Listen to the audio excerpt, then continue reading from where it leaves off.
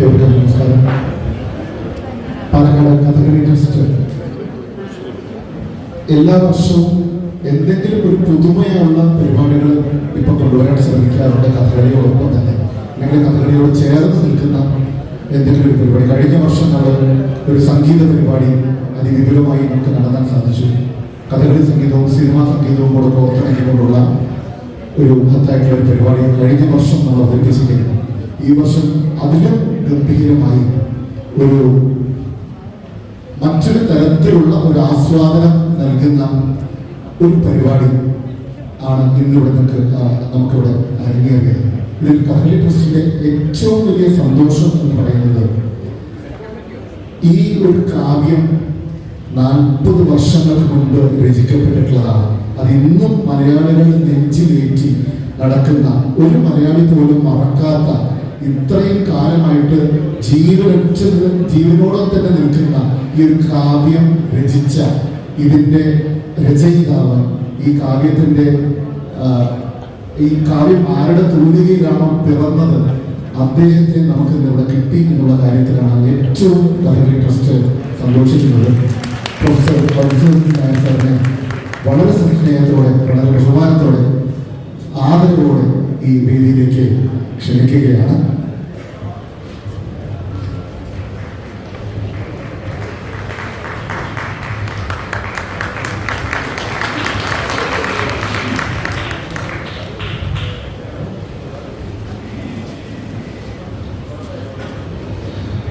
കഥകളി നടന്മാരെല്ലാവരും അഭിനേതാക്കളാണ്. പക്ഷേ ഇത്ര തീവ്രമായ അഭിനയം കൊണ്ടുവരുന്ന വളരെ ചുരുക്കം നടന്മാരേ ഉള്ളൂ. ആഹാരമില്ലാതെ ഇത്രയും തീവ്രമായിട്ട് ആ ഒരു ആശയം നമ്മളിലേക്ക് എത്തിക്കാൻ സാധിക്കുന്നത് ഒരു പക്ഷെ വളരെ ചുരുക്കം കലാകാരന്മാർക്ക് മാത്രം സാധിക്കുന്നതാണ്. ഇത് വലിയൊരു ഈ ഒരു കാവ്യം എടുത്ത് അതിനെ കഥകളിയും അല്ലെങ്കിൽ നാടകവും എല്ലാം ചേർന്ന് ഒരു കലോപാഹരമായി നമ്മുടെ മുമ്പിൽ അവതരിപ്പിക്കുക, അതും അതിന്റെ രചയിതാവ് മുന്നിലിരിക്കുമ്പോൾ, മധുസൂദൻ സാർ മുന്നിലിരിക്കുമ്പോൾ ഇത്രയും തന്മയത്വത്തോടു കൂടിയിട്ട് നമ്മുടെ മനസ്സിലേക്ക് ആഴ്ന്നിറങ്ങി ചെല്ലുന്ന രീതിയിൽ ഈ ഒരു വിസ്മയം നമ്മുടെ മുമ്പിൽ അവതരിപ്പിച്ച ശ്രീ ബിഷപ്പ് രാജീവേട്ടനെ വളരെ സ്നേഹപൂർവ്വം, വളരെ ബഹുമാനപൂർവ്വം ഈ രീതിയിലേക്ക് ക്ഷണിക്കുകയാണ്.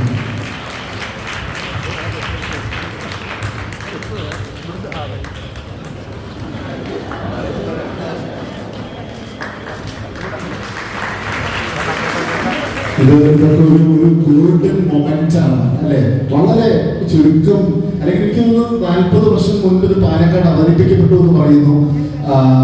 അത് ഇവിടെയുള്ള എത്ര പേരത് കണ്ടിട്ടുണ്ടെന്ന് അറിയില്ല. പക്ഷെ ഈ ഒരു മുഹൂർത്തം എന്ന് പറയുന്നത് ഇത് ഈ വേദിക്ക് സ്വന്തം, നമ്മുടെ കഥകളി ട്രസ്റ്റിന് സ്വന്തം. വളരെ സന്തോഷം തോന്നുന്നു. ഇനി മറ്റൊരു മഹത് വ്യക്തിയെ നമുക്ക് ഇന്നിവിടെ വിളിക്കേണ്ടതുണ്ട്. ഇതിനെ പറ്റിയിട്ട് ഒരു പരിചായകം പറയാൻ, അല്ലെങ്കിൽ മധുസാദനെ പറ്റിയിട്ട് കുറച്ച് കാര്യങ്ങൾ പറയാൻ, ഈ ഒരു പരിപാടിയെ പറ്റിയിട്ടുള്ള ഒരു അഭിപ്രായം പറയാനും ഒക്കെയായിട്ട് ഇന്ന് പാലക്കാട് നമുക്ക് ഉള്ളതിൽ ഏറ്റവും മികച്ച ഒരു വ്യക്തി എന്ന് പറയുന്നത് നമ്മുടെ സ്വന്തം, നമ്മുടെ അഹങ്കാരമായിട്ടുള്ള പാലക്കാട് വിക്ടോറിയ കോളേജിലെ റിട്ടയർഡ് പ്രിൻസിപ്പൽ ആയിട്ടുള്ള ഡോക്ടർ മുരളി സാറിനെ കുറിച്ച് എന്റെ ചെവിയിൽ ഒന്ന് പിടിക്കും. അതുകൊണ്ട് എന്റെ സ്വന്തം മുരളിയെ ഈ വേദിയിലേക്ക് വളരെ സ്നേഹത്തോടെ സ്വാഗതം ചെയ്യുകയാണ്.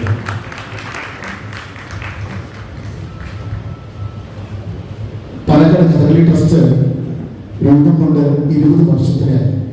അന്ന് മുതൽ ഇന്ന് വരെ ഇതിന് ചുക്കാൻ പിടിക്കുന്ന ഒരു വ്യക്തിയുണ്ട്, നമ്മുടെ സ്വന്തം മാനേജിംഗ് ട്രസ്റ്റി ശ്രീ രഘുനന്ദൻ മേനോൻ. അദ്ദേഹത്തെ വളരെ ബഹുമാനപൂർവ്വം ഈ വേദിയിലേക്ക് സ്വാഗതം ചെയ്യുകയാണ്.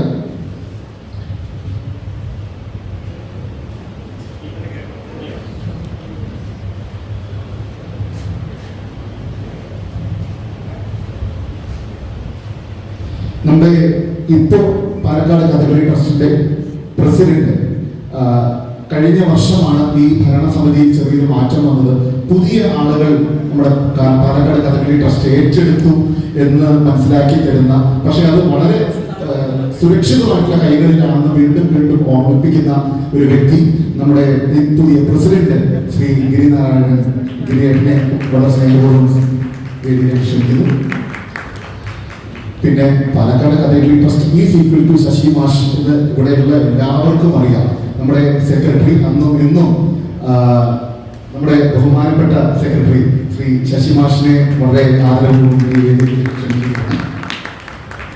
ഇതിന്റെ ഒരു പരിചായകൻ അതിനെ പറ്റി സംസാരിക്കാൻ വേണ്ടി ഡോക്ടർ നമ്മുടെ വിജയകുമാരേട്ടനെ കസേരയിട്ടുണ്ട്. തീർച്ചയായിട്ടും വിജയകുമാരേട്ടൻ വരണം. കാരണം വിജയകുമാരേട്ടനാണ് ഇന്ന് നമ്മുടെ മധുസാറിനെ ഇവിടെ കൊണ്ടുവന്നത്.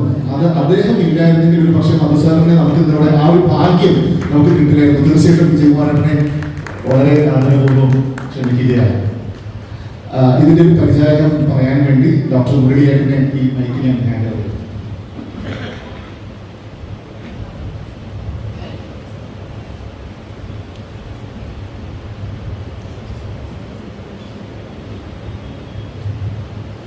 എല്ലാവർക്കും നമസ്കാരം. ഇത് ഒരു അപൂർവമായ സൗഭാഗ്യമാണ് എന്നേ ഞാൻ പറയും. ഒരുപാട് വേദികളിൽ മൈക്കിൻ്റെ മുമ്പിൽ നിന്ന് ഞാൻ പല വിഷയങ്ങളെക്കുറിച്ചും സംസാരിച്ചിട്ടുണ്ട്. പ്രഗത്ഭമായ രീതിയിൽ പല കാര്യങ്ങളും അതിൻ്റെ ഒരു ആധികാരികതയോടുകൂടി ക്ലാസ് മുറികളിലും അല്ലാതെയും സംസാരിച്ചിട്ടുണ്ട്. ഒരുപാട് അങ്ങനത്തെ അനുഭവങ്ങളുണ്ട്.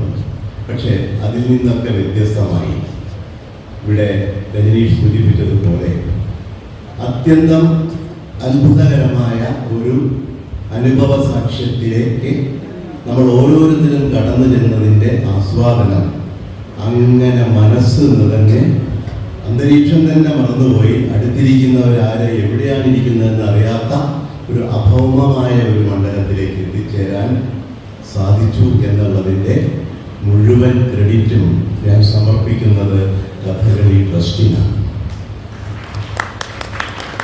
കാരണം കഥകളി ട്രസ്റ്റ് പരമ്പരാഗതമായി അതിൻ്റെ ഒരു ക്ലാസിക് പ്രവണത വെച്ചുകൊണ്ട് പ്രശസ്തമായ ആട്ടക്കഥകൾ ഇവിടെ അവതരിപ്പിക്കുക, അതിൻ്റെ ആസ്വാദനം ഉണ്ടാക്കുക എന്ന് പറഞ്ഞ് ചിട്ടയൊപ്പിച്ച് എൻ്റെ ഗുരുനാഥൻ പ്രൊഫസർ വി വിജയൻ മാഷ് ഉണ്ടായിരുന്ന കാലം തൊട്ടിട്ട് തന്നെ കളിയരങ്ങായിരുന്നു. അത് കഥകളി ട്രസ്റ്റായി അതങ്ങനെ പോകുന്നു.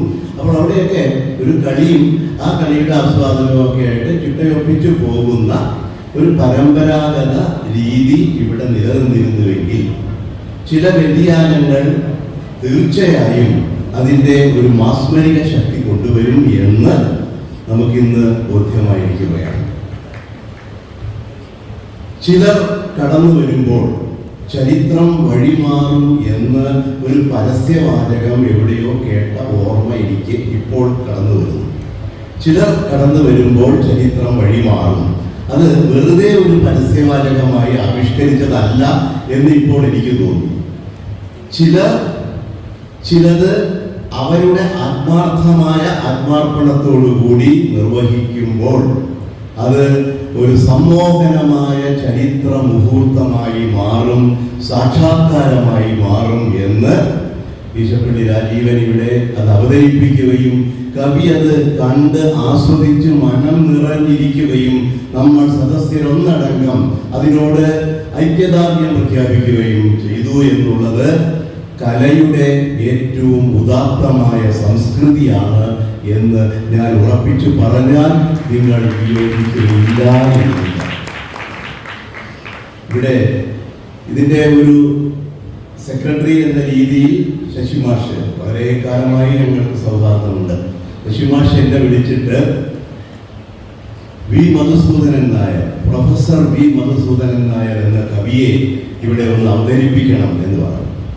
സന്തോഷം എന്ന് ഞാൻ പറഞ്ഞു. പക്ഷേ പിന്നീട് ആലോചിച്ചപ്പോൾ അദ്ദേഹത്തെ അവതരിപ്പിക്കുക എന്നുള്ളത് ഒരു സാഹസമാണ് എന്ന് എനിക്കും നിങ്ങൾക്കും നല്ലതുപോലെ അറിയാം. പക്ഷെ ഒരു കാര്യമുണ്ട്, 1986 കവി ഈ പാലക്കാട് വയലാർ അവാർഡുമായി ബന്ധപ്പെട്ട് വന്ന് നാരായണത്തു ഭ്രാന്തൻ കവിത ചൊല്ലിയപ്പോൾ അത് കേൾക്കാൻ ഭാഗ്യമുണ്ടായ ആളാണ്. ഇതിൽ പരം എന്താണ് ഒരു ധന്യത അല്ലെങ്കിൽ ഒരു സായുജ്യം വേണ്ടത് എന്ന് ഞാൻ തന്നെ എന്നോട് ചോദിക്കുമ്പോൾ അവിടെ ഒരു അനുരഞ്ജനത്തിന്റെ ഭാഷ്യമാണ് കടന്നു വരുന്നത്. 40 വർഷം കഴിഞ്ഞിട്ടും ആ നാരായണത്തു ഭ്രാന്തൻ അതിൻ്റെ തനിമയോടുകൂടി, അതിൻ്റെ ഏറ്റവും വലിയ ഗരിമയോടുകൂടി, പ്രൗഢിയോടുകൂടി കവി മനസ്സിൽ നിന്ന് വാർന്നു വീണ അതേ സ്വരൂപത്തോടുകൂടി ഇന്നും അതിൻ്റെ ആ ഒരു യാത്ര, ചൈത്രയാത്ര, ആ ഒരു പരിണാമയാത്ര നടത്തുന്നു എന്നുള്ളത് ചരിത്രപരമായ സാക്ഷ്യം തന്നെയാണ്. പ്രൊഫസർ വി മധുസൂദനൻ നായർ കാവ്യ സൗന്ദര്യത്തിൻ്റെ, കാവ്യ ശോഭയുടെ, കാവ്യപരമായ ഒഴുക്കിൻ്റെ നിത്യനൂതനമായ ഒരു എന്താ പറയുക വ്യക്തിത്വമാണെന്നോ അല്ലെങ്കിൽ ഒരു കീർത്തിമുദ്രയാണെന്നോ, ഒരു ഐക്കൺ എന്ന് പറയുന്ന അതിൻ്റെ ഒരു ഏറ്റവും സവിശേഷമായ സ്വഭാവമാണ് എന്ന് നമുക്ക് ഉറപ്പിച്ച് പറയാൻ കഴിയും. അദ്ദേഹം ഈ നാരായണത്ത് ഭ്രാന്തനെ വിഷയമാക്കിയതിലും അദ്ദേഹത്തിനെ കുട്ടിക്കാലത്ത് അമ്മയും അച്ഛനും നാരായണ എന്നാണ് വിളിച്ചിരുന്നത്. ഒരു നാരായണൻ തന്നെയാണ് അദ്ദേഹം. അത്യാവശ്യം കലശലായ ഭ്രാന്ത്, കവിത ഭ്രാന്ത്, കവിത ആസ്വദിക്കൽ, കവിതയെക്കുറിച്ച് ചിന്തിക്കൽ, കവിതയെക്കുറിച്ച് വളരെ കലുഷമായി എന്ന് തന്നെ ഞാൻ പറയട്ടെ, വളരെ കലുഷമായി ആലോചിച്ച് അതിനെക്കുറിച്ച് ഒരു ദ്വന്ദ്വ സ്വഭാവം ഉണ്ടാക്കിയെടുത്ത് കവിലോകത്തേക്ക് വ്യാപരിക്കുന്ന ആ നാരായണൻ അല്ലെങ്കിൽ ആ ഭ്രാന്തൻ, ആ കവിഭ്രാന്തൻ ഏറ്റവും മനോഹരമായിട്ട്, അദ്ദേഹത്തിന്റെ എല്ലാ കവിതകളും മനോഹരമാണെങ്കിൽ ഈ നാരായണത്ത് ഭ്രാന്തന് നമ്മുടെ ചരിത്രങ്ങളിലേക്ക്, നമ്മുടെ ഇതിഹാസങ്ങളിലേക്ക്, നമ്മുടെ വിത്തുകളിലേക്ക് എല്ലാം നമുക്ക് കടന്നു ചെല്ലുവാനുള്ള നല്ല നല്ല താക്കോലുകൾ തരുന്നു എന്ന് ആസ്വാദകരായ ഓരോരുത്തർക്കും മനസ്സിലാക്കാൻ കഴിയുന്ന ഒരു കാര്യമാണ്. നാരായണത്ത് ഭ്രാന്തനെ ഇങ്ങനെ ചിത്രീകരിക്കാൻ, കാരണം പറയപ്പെട്ട പന്തീരുകുലത്തെ കുറിച്ച്, ആ വരരുചിപ്പഴമയെ കുറിച്ച് നമുക്ക് ധാരാളം കഥകളുണ്ട്. എൻ മോഹനന്റെ ഇന്നലത്തെ മഴ വളരെ കൃത്യമായി നമുക്കറിയാം, ഞാനൊന്ന് സൂചിപ്പിക്കുന്നത് മാത്രം. പക്ഷേ ഇവിടെ ഈ പ്രൊഫസർ വി മധുസൂദനൻ നായർ, ഞാൻ ഈ പ്രൊഫസർ വി മധുസൂദനൻ നായർ എന്ന് ഇടയ്ക്കിടയ്ക്ക് ഇങ്ങനെ ആവർത്തിച്ച് പറയുന്നത്, പ്രൊഫസർമാർ എന്ന് പറയുന്നവർ ഇന്ന് നോക്കുകുത്തികളായിട്ടോ അല്ലെങ്കിൽ അതിന് അപ്പുറം എന്തൊക്കെയോ ആയി മാറുന്ന ഒരു കാലഘട്ടത്തിൽ പ്രൊഫസർ എന്ന പദവിക്ക് ആ ഒരു ശ്രേഷ്ഠമായ നിലപാടിന് ഇപ്പോഴും സാധൂകരണമായി നിൽക്കുന്ന മഹത് വ്യക്തിത്വമാണ് ഇദ്ദേഹം എന്നതുകൊണ്ടാണ് ഞാൻ പ്രൊഫസർ വി മധുസൂദനൻ നായർ എന്ന് തന്നെ പറയുന്നത്. അത് നിങ്ങൾ ശ്രദ്ധിക്കേണ്ട ഒരു കാര്യം കൂടിയാണ്. ഞാൻ പറഞ്ഞു വന്നത്, ഈ നാരായണത്ത് ഭ്രാന്തനെ സവിശേഷമായി അദ്ദേഹം ഉൾക്കൊണ്ടത് സിസിഫസ് എന്ന് പറയുന്ന ഗ്രീക്ക് പുരാണത്തിലെ ആ ഒരു വ്യക്തി, അയാൾ ഒരു ശിക്ഷ ഏറ്റുവാങ്ങിയിട്ട്, ചെയ്തു പോയ ഒരു കുറ്റത്തിന് ശിക്ഷ ഏറ്റുവാങ്ങിയിട്ട് കല്ലുരുട്ടി കയറ്റിയിട്ട് ചിരി വരാതെ അല്ലെങ്കിൽ ചിരിക്കാൻ പോലും സാധിക്കാതെ ഇനി ഞാൻ ഉരുട്ടി കയറ്റണമല്ലോ എന്ന് പറഞ്ഞ് ശാപഗ്രസ്തനായി നിൽക്കുന്ന ഒരു ഗ്രീക്ക് പുരാണത്തിലെ മിത്ത് ഓഫ് സിസിഫസ് നമുക്കറിയാം. ആ മിത്ത് ഓഫ് സിസിഫസിൽ വളരെ കൃത്യമായിട്ട് ഈ സിസിഫസിന്റെ ആ ഒരു ആത്മനൊമ്പരം അല്ലെങ്കിൽ ആത്മസംഘർഷം, എന്തിന് ഞാൻ ഇതിന് ഇങ്ങനെ ഒരു കുറ്റം ചെയ്യാൻ പോയി, ഗന്ധർവ കന്യകമാർ വിളിച്ചുകൊണ്ടിരിക്കുമ്പോൾ അറിയാതെ എത്തി നോക്കി, അതിന് കിട്ടിയ ശിക്ഷയാണ്, വേണ്ടിയിരുന്നില്ലല്ലോ എന്ന് ആലോചിക്കുന്ന ആ സിസിഫസിനെ മറികടന്നുകൊണ്ട് ഇവിടെ നമ്മുടെ ഭ്രാന്തൻ, നമ്മുടെ നാരായണത്ത് ഭ്രാന്തൻ കല്ലുരുട്ടി കയറ്റുകയും കഴിവൻ എത്ര മനോഹരമായിട്ടാണ് അതിവിടെ അവതരിപ്പിച്ചത് നിങ്ങൾ ഓരോരുത്തരും കണ്ടത്. ആ നാരായണത്ത് ഭ്രാന്തൻ കല്ലിങ്ങനെ ഉയർത്തി ഉരുട്ടി കയറ്റിയിട്ട് അതിനെ കൈവിട്ടിട്ട് അയ്യോ കയ്യിൽ നിന്ന് പോയല്ലോ എന്ന് പറഞ്ഞ് വിലപിക്കുകയല്ല, കൈകൊട്ടി ചിരിച്ചിട്ട് ഇനിയും ഉരുട്ടി കയറ്റാം എന്ന് പറയും. അങ്ങനെ പറയുന്ന നമ്മുടെ ജീവിതത്തിലെ നൈമിത്തികങ്ങളായിട്ടുള്ള സാഹചര്യങ്ങളെയും സമൂഹ മുഹൂർത്തങ്ങളെയും സമഞ്ജസമായി സമ്മേളിപ്പിക്കുന്ന ഒരു ദാർശനിക തത്വചിന്തയെ ഇങ്ങനെ അവതരിപ്പിച്ച ആ നാരായണത്ത് ഭ്രാന്തനെ ഫോക്കസ് ചെയ്തുകൊണ്ട്, കേന്ദ്രീകരിച്ചുകൊണ്ട് പ്രൊഫസർ വി മധുസൂദനൻ നായർ അദ്ദേഹം ഈ പാലക്കാട് വന്ന് ആ കവിത ചൊല്ലിയപ്പോൾ അന്നുണ്ടായ ആ രോമാഞ്ചം ഇന്നിപ്പോൾ എൻ്റെ പ്രൊഫസർ കൂടിയായ, എൻ്റെ അധ്യാപകനും കൂടിയായ വേണുഗോപാലൻ മാഷ് അടുത്തേക്ക് വന്നിട്ട് അദ്ദേഹത്തിനോട് പറഞ്ഞത്, പ്രസംഗിക്ക് ഒരു 4 വരി ചൊല്ലണേ എന്നാണ്. അതില്ലാതെ ഇദ്ദേഹമില്ല, മധുസൂദനൻ നായർ സാറില്ല. അദ്ദേഹം പ്രസംഗിക്കുന്നതിൻ്റെ ഒരു കവിതയാണ്. ഞാൻ അദ്ദേഹത്തിനെ ഇരുത്തിക്കൊണ്ട് പുകഴ്ത്തി പറയലല്ല. അധ്യാപകർ, പ്രത്യേകിച്ച് മലയാള അധ്യാപകർ അതിശയോക്തിയുടെ ബ്രാൻഡ് അംബാസിഡർമാരാണ് എന്ന് പറയുന്ന ഒരു കാലഘട്ടം ഉണ്ടെങ്കിൽ അതല്ല കേട്ടോ, സംശയിക്കേണ്ട. അദ്ദേഹം പറയുന്നത് കവിതയിലാണ്, ചൊല്ലുന്നത് കവിതയിലാണ്. അദ്ദേഹത്തിന്റെ ആത്മാവ് കാവ്യാത്മകമായി നിൽക്കുകയാണ്. 2 കാര്യങ്ങൾ എനിക്ക് അദ്ദേഹത്തെ കുറിച്ച് പറയാനുള്ളത്. ഒന്ന്, ഞാൻ പറഞ്ഞല്ലോ, 86 അദ്ദേഹം ഇവിടെ ചൊല്ലിയപ്പോൾ രായിരനെല്ലൂരിലെ ആ ആ നാരായണത്ത് ഭ്രാന്തൻ ഒന്ന് രോമാഞ്ചം കൊണ്ടിട്ടുണ്ടാവും. ഇവിടെ ഭീഷപ്പള്ളി രാജീവിന്റെ രോമാഞ്ചം നിങ്ങൾ ശ്രദ്ധിച്ചിട്ടുണ്ടാവും. എത്ര മനോഹരമായ സൗന്ദര്യാത്മകമായ ഒരു കാഴ്ച. അതുപോലെ ആ മലയുടെ മുകളിൽ നിന്ന്, കൈതനല്ലൂർ മലയുടെ മുകളിൽ നിന്ന് കവി ചൊല്ലിയപ്പോൾ അദ്ദേഹം രോമാഞ്ചം കൊണ്ടിരിക്കും തീർച്ചയാണ്. മറ്റൊന്ന്, ഈ പ്രൊഫസർ വി മധുസൂദനൻ നായർ നമ്മുടെ അനന്തപുരിയിൽ തിരുവനന്തപുരത്ത് ഒരു മലയാളം പള്ളിക്കൂടം നടത്തുന്നുണ്ട് എന്നുള്ളത് പലർക്കും അറിയാം, അറിയാത്തവർ ധാരാളമുണ്ട് എന്നുള്ളതുകൊണ്ടാണ് ഞാനിവിടെ സൂചിപ്പിക്കുന്നത്. ആ മലയാളം പള്ളിക്കൂടത്തിലെ കുഞ്ഞുങ്ങൾക്ക് ഒരു പ്രതിജ്ഞ ചൊല്ലേണ്ടതുണ്ട്. അതിനൊരു പ്രതിജ്ഞ വേണമെന്ന് പറഞ്ഞ് നമ്മുടെ അന്തരിച്ച എം ടി വാസുദേവൻ നായർ പ്രതിനിധിയായി അവിടെ ചെന്നപ്പോൾ മധുസൂദൻ സാർ വ്യക്തിപരമായ അടുപ്പം കൊണ്ട് ഒരു പ്രതിജ്ഞ എഴുതി തരണം എന്ന് പറഞ്ഞപ്പോൾ സൗകര്യം പോലെ മതി എന്ന് പറഞ്ഞപ്പോൾ കടലാസും പേനയും തരുമെന്ന് പറഞ്ഞ് എം ടി വാസുദേവൻ നായർ അന്ന് അവിടെ എഴുതി കൊടുത്തു. എൻ്റെ കേരളം എന്ന് പറയുന്ന, ഞാൻ എൻ്റെ വരികൾ ഇപ്പോൾ കൃത്യമായി ഓർക്കാത്തതുകൊണ്ട് പറയുന്നില്ല, എന്തായാലും ആ പ്രതിജ്ഞ എഴുതി കൊടുത്തു കുഞ്ഞുങ്ങൾക്ക് ചൊല്ലാൻ. അത് പിൽക്കാലത്ത് നമ്മുടെ ഔദ്യോഗിക ഭാഷാ പ്രതിജ്ഞയായി മാറിയെങ്കിൽ അതിന് നമിക്കേണ്ടത് എം ടി വാസുദേവൻ നായരെ ആണെങ്കിൽ അതോടൊപ്പം നമസ്കരിക്കേണ്ടത് ഇദ്ദേഹത്തെ കൂടിയാണ് എന്ന് ഞാൻ നിങ്ങളോട് പറയുകയാണ്.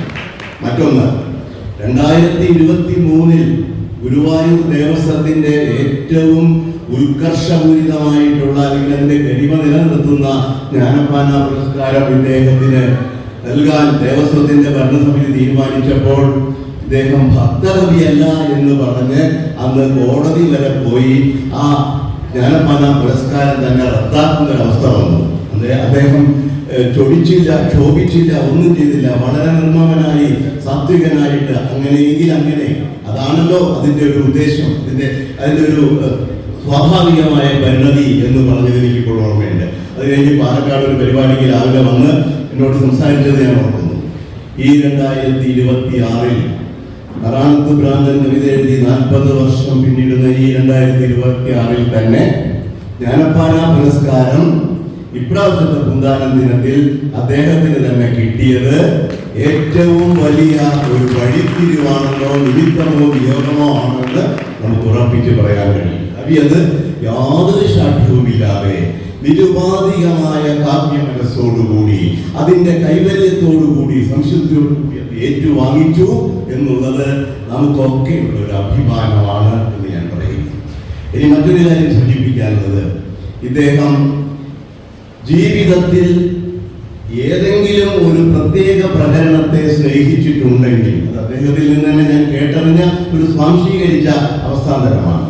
എന്തിനോടെങ്കിലും ഒരു പ്രത്യേക പ്രതിപത്തി സ്നേഹം അദ്ദേഹം കാണിച്ചിട്ടുണ്ടെങ്കിൽ അത് കാവ്യ സംസ്കൃതിയോടാണ് എന്ന് അദ്ദേഹം എപ്പോഴും ഉറപ്പിച്ചു പറയാറുണ്ട്. കവിതയെ ചേർത്ത് നിർത്തുക, കവിതയോടൊപ്പം സഞ്ചരിക്കുക, കവിതയ്ക്ക് പുതിയ പുതിയ മാനങ്ങൾ സൃഷ്ടിക്കുമ്പോഴും ആ കാവ്യസ്വരൂപത്തിന്റെ തിളങ്ങുന്ന ഒരു ചാന്ദ്രശോഭയായിട്ട്, ജ്വലിക്കുന്ന ശോഭയല്ല, ചാന്ദ്രശോഭയായിട്ട്, ഒരു തെളിമ പ്രദാനം ചെയ്യുന്ന ചാന്ദ്രശോഭയായിട്ട് അദ്ദേഹം വർദ്ധിക്കുന്നു എന്നുള്ളത് അദ്ദേഹത്തിന്റെ നേട്ടം എന്നോടൊപ്പം നമ്മുടെ ഓരോരുത്തരുടെയും വ്യക്തിപരമായ നേട്ടമാണ് എന്ന് ഞാൻ സൂചിപ്പിക്കുന്നു. ഇന്നിവിടെ രജനീഷ് പറഞ്ഞത് 100% ശരിയാണ്. കഥകളി ട്രസ്റ്റിന്റെ അനുഭവത്തിൽ, അതിന്റെ ആ ഒരു സാംസ്കാരിക യാത്രയിൽ കൃത്യമായി സൂചിപ്പിക്കപ്പെടേണ്ട, എന്നെന്നും ഓർത്തിരിക്കേണ്ട ഒരു മഹാസംഭവമാണിത്. ഒരു കഥകളി നടന്റെ വേഷഭൂഷാദികളൊന്നുമില്ലാതെ എല്ലാം നമുക്ക് വ്യക്തമായി കാണാൻ കഴിയും. അദ്ദേഹത്തിന്റെ ആ ഭാവം, അദ്ദേഹത്തിന്റെ ശാരീരിക ചലനങ്ങളെല്ലാം കൃത്യമായി കാണാൻ കഴിയുന്ന രീതിയിൽ ഒരു കവിയെ മുന്നിലിരുത്തിക്കൊണ്ട് ആ കവിയുടെ മാസ്റ്റർ പീസ് കവിതയെ വളരെ ഭംഗിയായിട്ട് ചൊല്ലിയാട്ടത്തിലൂടെ ആവിഷ്കരിച്ചു തന്നു എന്ന് പറഞ്ഞാൽ അത് കഥകളി എന്ന് പറയുന്ന ആ ക്ലാസിക് കലയ്ക്കുള്ള ഒരു മകുടോദാഹരണമെന്നോ അല്ലെങ്കിൽ അതിനുള്ള ഒരു നിറകിരീടമെന്നോ പറയാൻ സാധിക്കുമെങ്കിൽ അതിന് ഏറ്റവും വലിയ നിമിത്തവും നിയോഗമായി തീർന്നിട്ടുള്ളത് പ്രൊഫസർ വി മധുസൂദനൻ നായർ തന്നെയാണ്. അദ്ദേഹത്തിന്റെ എത്ര കവിതകൾ ഇങ്ങനെ എണ്ണി എനിക്ക് ഇവിടെ പറയാൻ കഴിയുന്നത്. അതിൽ നിന്നൊക്കെ വ്യത്യസ്തമായിട്ട് ഈ ഒരു നാരായണത്ത് ഭ്രാന്തനെ ഫോക്കസ് ചെയ്തുകൊണ്ട് ആ നാരായണത്ത് ഭ്രാന്തനിലൂടെ ജീവിതത്തിന്റെ ആ വൈവിധ്യങ്ങൾ, ജീവിതത്തിന്റെ വിസ്മയങ്ങൾ എത്ര കൃത്യമായിട്ടാണ് അദ്ദേഹം കവിതയിലൂടെ കാണിച്ചു തന്നത് എങ്കിൽ അത് ഇവിടെ ആംഗ്യത്തിലൂടെ, ഭാവാഭിനയത്തിലൂടെ, മനോധർമ്മത്തിലൂടെ, ഞാൻ വീണ്ടും ആവർത്തിക്കുന്നു, ആംഗ്യത്തിലൂടെ, അതിന്റെ ഭാവാഭിനയത്തിലൂടെ, അടിവരയിടുന്നു മനോധർമ്മത്തിലൂടെ. പിശപ്പള്ളിയുടെ ആ മനോധർമ്മം കണ്ണിൽ അല്ലെങ്കിൽ മനസ്സിൽ ഇപ്പോഴും ഇങ്ങനെ തിളങ്ങി നിൽക്കുന്നു. ആ മനോധർമ്മത്തിലൂടെ അദ്ദേഹം അവതരിപ്പിച്ചത് കവി നേരെ മുൻപിൽ ഇരുന്ന് ആസ്വദിച്ചു. രണ്ടുപേരും കൂടി ആലിംഗനം ചെയ്തപ്പോൾ ആ ആലിംഗനം എന്ന് പറയുന്നത് ഒരു കാവ്യ സംസ്കൃതിയുടെയും ഒരു ക്ലാസിക് സംസ്കൃതിയുടെയും കൂടിച്ചേരലാണ്, സമ്മോഹനമായ ഒരു സമ്മേളനമാണ് എന്ന് നമുക്ക് ഉറപ്പിച്ച് പറയാൻ കഴിയും. പ്രിയമുള്ളവരെ, ഞാൻ ദീർഘിപ്പിക്കുന്നില്ല, കാരണം കവിയെ നമുക്ക് കേൾക്കണം. ഒരു കാര്യം കൂടി ഞാൻ സൂചിപ്പിക്കട്ടെ. ഇന്ന് ഏറ്റവും അധികം ഞാൻ സന്തോഷിക്കുന്ന ഒരു ദിവസം, കാരണം അദ്ദേഹവുമായിട്ട് എനിക്ക് നല്ല അടുത്ത ബന്ധം ഉണ്ട് എന്നുള്ളത് തർക്കമില്ലാത്ത കാര്യമാണ്. 86 തുടങ്ങിയിട്ടുണ്ട്, അവിടുന്ന് അങ്ങനെ തുടർന്ന് പോയിക്കൊണ്ടിരിക്കുന്നു. പക്ഷെ ഇങ്ങനെ ഒരു നിയോഗം, ഇങ്ങനെ ഒരു എന്താ പറയുക, അതിൻ്റെ ഒരു ഉദ്ദേശശുദ്ധിയോടുകൂടിയുള്ള ഒരു അവതരണത്തിലേക്ക് എനിക്ക് സാധ്യത വന്നത്. കാരണം ബിഷപ്പ് രാജീവന്റെ അവതരണം കഴിഞ്ഞ് ഞങ്ങൾ ഇവിടെ ഇന്ന് ആദ്യമായി ഞാനിവിടെ സംസാരിക്കുന്നത് നിങ്ങളുടെ മുന്നിൽ. ആ ഒരു അവസ്ഥ എന്ന് പറയുന്നത് എൻ്റെ ജീവിതത്തിലെ ഏറ്റവും ധന്യതയാർന്ന നിമിഷമാണ്. അതിന് വഴിയൊരുക്കി തന്ന മധുസൂദനൻ സാറിന്, പ്രൊഫസർ വി മധുസൂദനൻ നായർക്ക് അർപ്പിക്കുന്നു.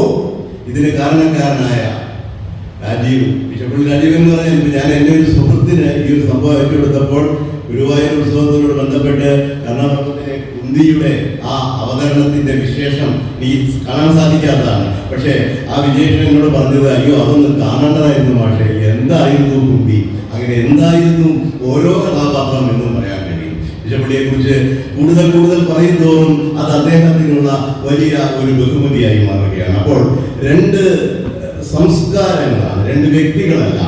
പ്രൊഫസർ വി മധുസൂദനൻ നായർ, ബിഷപ്പള്ളി രാജീവൻ എന്ന് പറയുന്ന രണ്ട് വ്യക്തികളല്ല ഇവിടെ സമ്മേളിച്ചത്, രണ്ട് സംസ്കൃതികളാണ്. ഒരു കാവ്യ സംസ്കൃതി ഒരു ക്ലാസിക് സംസ്കൃതിയിലേക്ക് ഇഴുകിച്ചേർന്ന് പരസ്പരം സമന്വയിച്ച് സല്ലപിച്ച് അതൊരു മഹാസംഭവമായി മാറി ചരിത്രത്തിലെ, ഇതിഹാസത്തിലെ ഒരു സുവർണ ഏടായി മാറുന്ന ഈ മുഹൂർത്തത്തിൽ സാക്ഷികളാവാൻ നമുക്ക് കഴിഞ്ഞുവെങ്കിൽ അതൊരു പരമപവിത്രമായ അവസ്ഥ തന്നെയാണ്.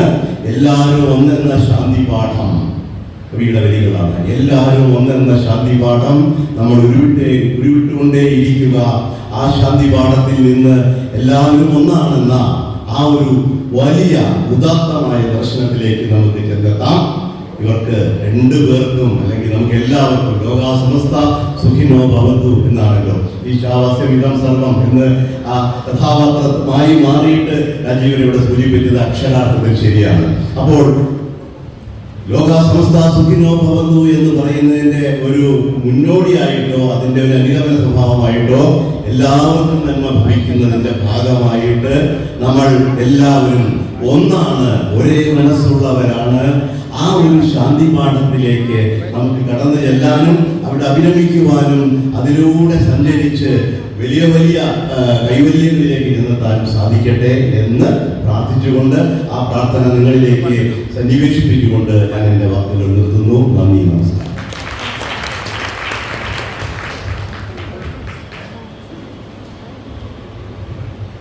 വളരെ നന്ദി മുരളീധര. വളരെ വിപുലമായി, വളരെ ഇതിനെപ്പറ്റി എക്സ്പ്ലെയിൻ ചെയ്യാനൊന്നുമില്ല. അത്രയും നല്ല രീതിയിൽ നമുക്ക് പറഞ്ഞു തന്ന് മുരളീധരന് പ്രത്യേകം ഒരു നന്ദി എൻ്റെ വ്യക്തിപരമായിട്ട് ഞാൻ കൊടുക്കുകയാണ്. ഇനി അടുത്തത് നമ്മുടെ ഈ വേദിയിൽ നമുക്ക് തീർച്ചയായിട്ടും മധുസൂദനൻ സാറിൻ്റെ വാക്കുകൾ നമുക്ക് ശ്രവിക്കാനുള്ള ഭാഗ്യം ഉണ്ടാവും എന്ന് തീർച്ചയായിട്ടും.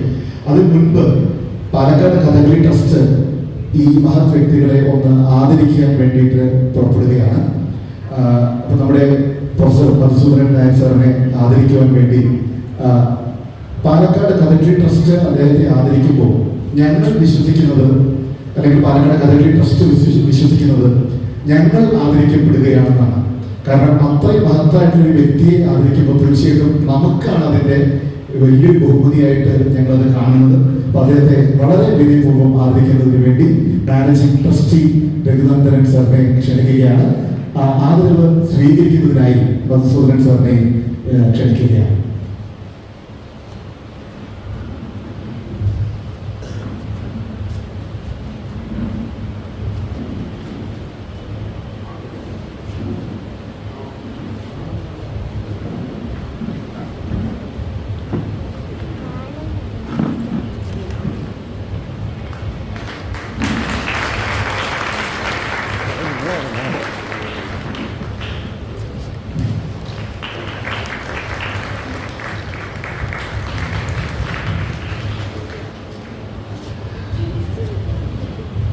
അഭിനയത്തിന്റെ തീവ്രതയോട് കൂടിയിട്ടുള്ള അഭിനയത്തിന്റെ അകമ്പടിയോടുകൂടി നമ്മുടെ ഈ ഒരു കാവ്യം നമ്മുടെ മനസ്സിലേക്ക്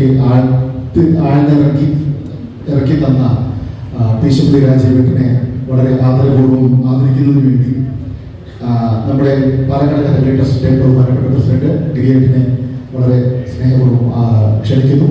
ആദരവ് സ്വീകരിക്കുന്നതിന് വേണ്ടി പീശപ്പള്ളി രാജീവേട്ടനെയും ക്ഷണിക്കുന്നു.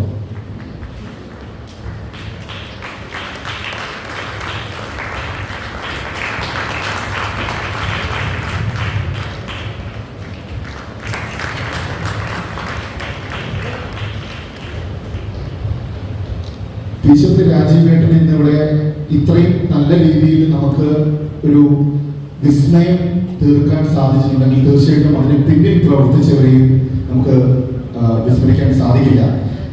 ഇന്ന് നമുക്ക് ഇതിന്റെ പാട്ടിന്റെ അകമ്പടി തന്ന അത്തിപ്പറ്റ രവിയേട്ടനെ വളരെ വിനയത്തോടുകൂടി ഈ വേദിയിലേക്ക് ക്ഷണിക്കുകയാണ്. ആദരിക്കുന്നത് നമ്മുടെ സെക്രട്ടറി ശശിമാഷിനെ അത്തിപ്പറ്റ രവിയേട്ടനെയും ക്ഷണിക്കുന്നു.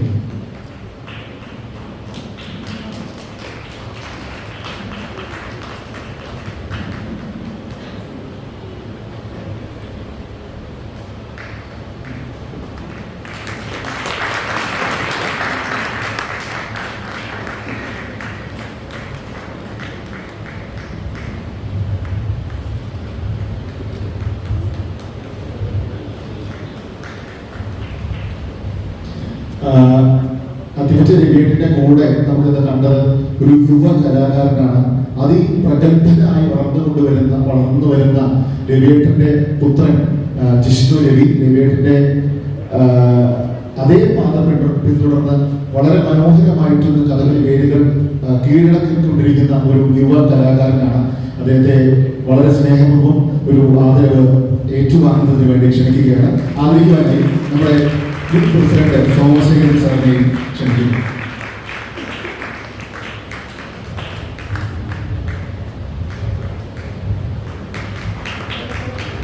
ഇത് മറ്റൊരു മുഹൂർത്തമാണ്. കാരണം ഇതില് എനിക്ക് തോന്നുന്നത് പാലക്കാട് കഥകളി ട്രസ്റ്റിൽ ഏറ്റവും പ്രായം കൂടിയ ഒരു വ്യക്തിയാണ് നമ്മുടെ സ്വന്തം സോമശേഖരൻ സാർ. അതുപോലെ തന്നെ ഏറ്റവും പ്രായം കുറഞ്ഞ വ്യക്തിയെ ആദരിക്കുന്ന ഒരു മഹത്തായിട്ടുള്ള ഒരു മുഹൂർത്തമാണ് ഇപ്പൊ നമ്മൾ കണ്ടത്. ഇന്ന് ചെണ്ട കല കൈകാര്യം ചെയ്യുന്നത് കലാമണ്ഡലം നിതിൻ കൃഷ്ണ. അദ്ദേഹത്തെ ആദരിക്കുന്നതിന് വേണ്ടി ശ്രീ കെ വി രാമൻകുട്ടി, മുൻ ട്രഷറർ കെ വി രാമൻകുട്ടിയെ ക്ഷണിക്കുന്നു.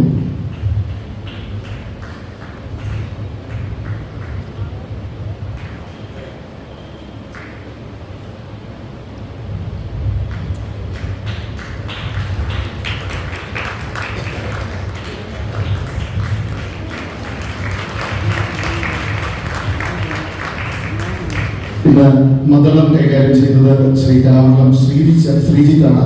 അദ്ദേഹത്തെ ആദരിക്കുന്നതിന് വേണ്ടി മോഹനേട്ടനെ ക്ഷണിക്കുകയാണ്. അദ്ദേഹം പാലക്കാട് കഥകളി ട്രസ്റ്റിന്റെ ഒരു മുൻ ട്രഷററാണ്. അദ്ദേഹത്തെ ക്ഷണിക്കുന്നു.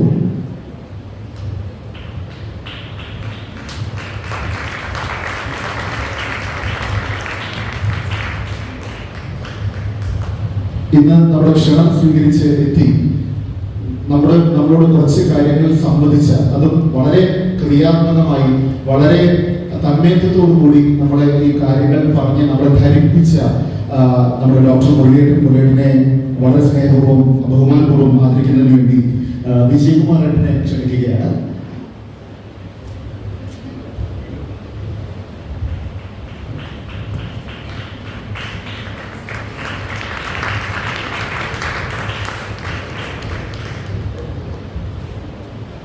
ഇനി നമുക്ക് മധുസാറിന്റെ വാക്കുകളിലേക്ക് നമുക്ക് കിടക്കാം. എല്ലാവരും വളരെ ആകാംക്ഷയോടുകൂടി കാത്തിരിക്കുന്നതാണ് മധുസൂദനൻ സാറിന്റെ വാക്കുകൾ. അദ്ദേഹത്തിന്റെ വാക്കുകൾ ശ്രമിക്കുക. അദ്ദേഹത്തിനെ ഈ മൈക്ക് പോയിന്റിലേക്ക് ക്ഷണിക്കുകയാണ്.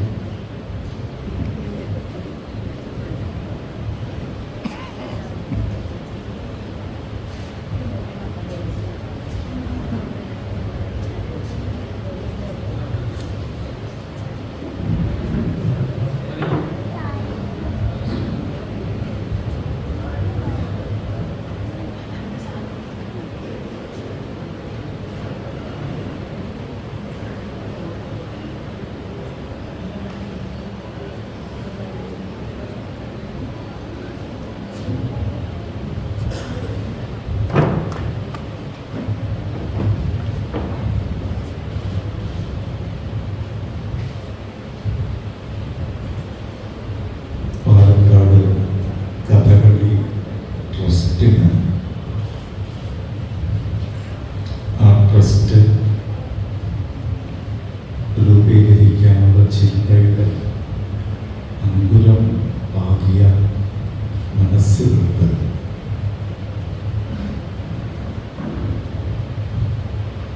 കഥകളി എന്ന കലാരൂപത്തെ ലോകത്തിൽ സർഗാത്മകമായി സംഭാവന ചെയ്ത ഒരു സൂര്യകളുണ്ട്.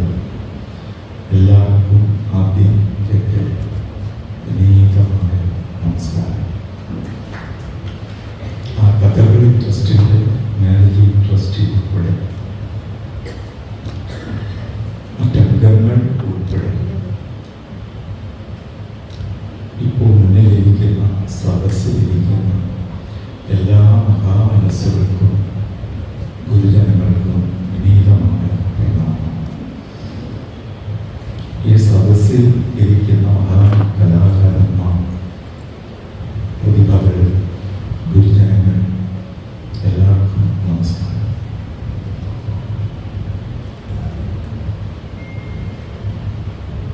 എൻ്റെ ഓർമ്മകൾക്ക് എത്ര ദൂരം എന്ന് പറയാൻ വയ്യ. ഓർമ്മിക്കുമ്പോഴേ ഓർമ്മയുടെ ദൂരം കഷ്ടിച്ച് ബോധപ്പെടും.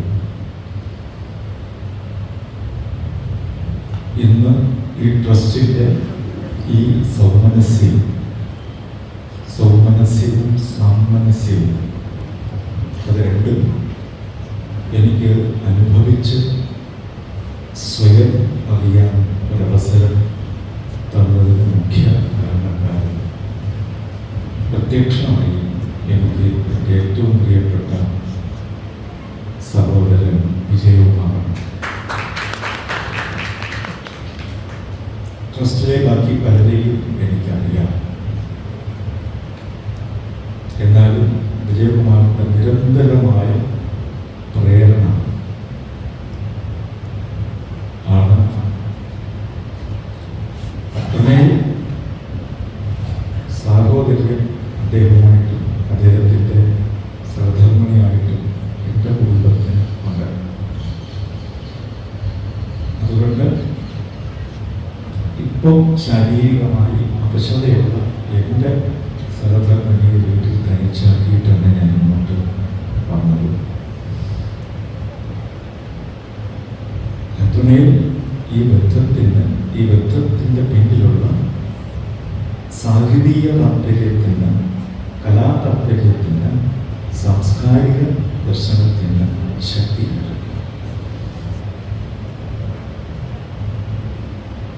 എങ്കിലും ഇതിന് കാരണമായതിന് പ്രധാനമായി ഒരു 40 വർഷം.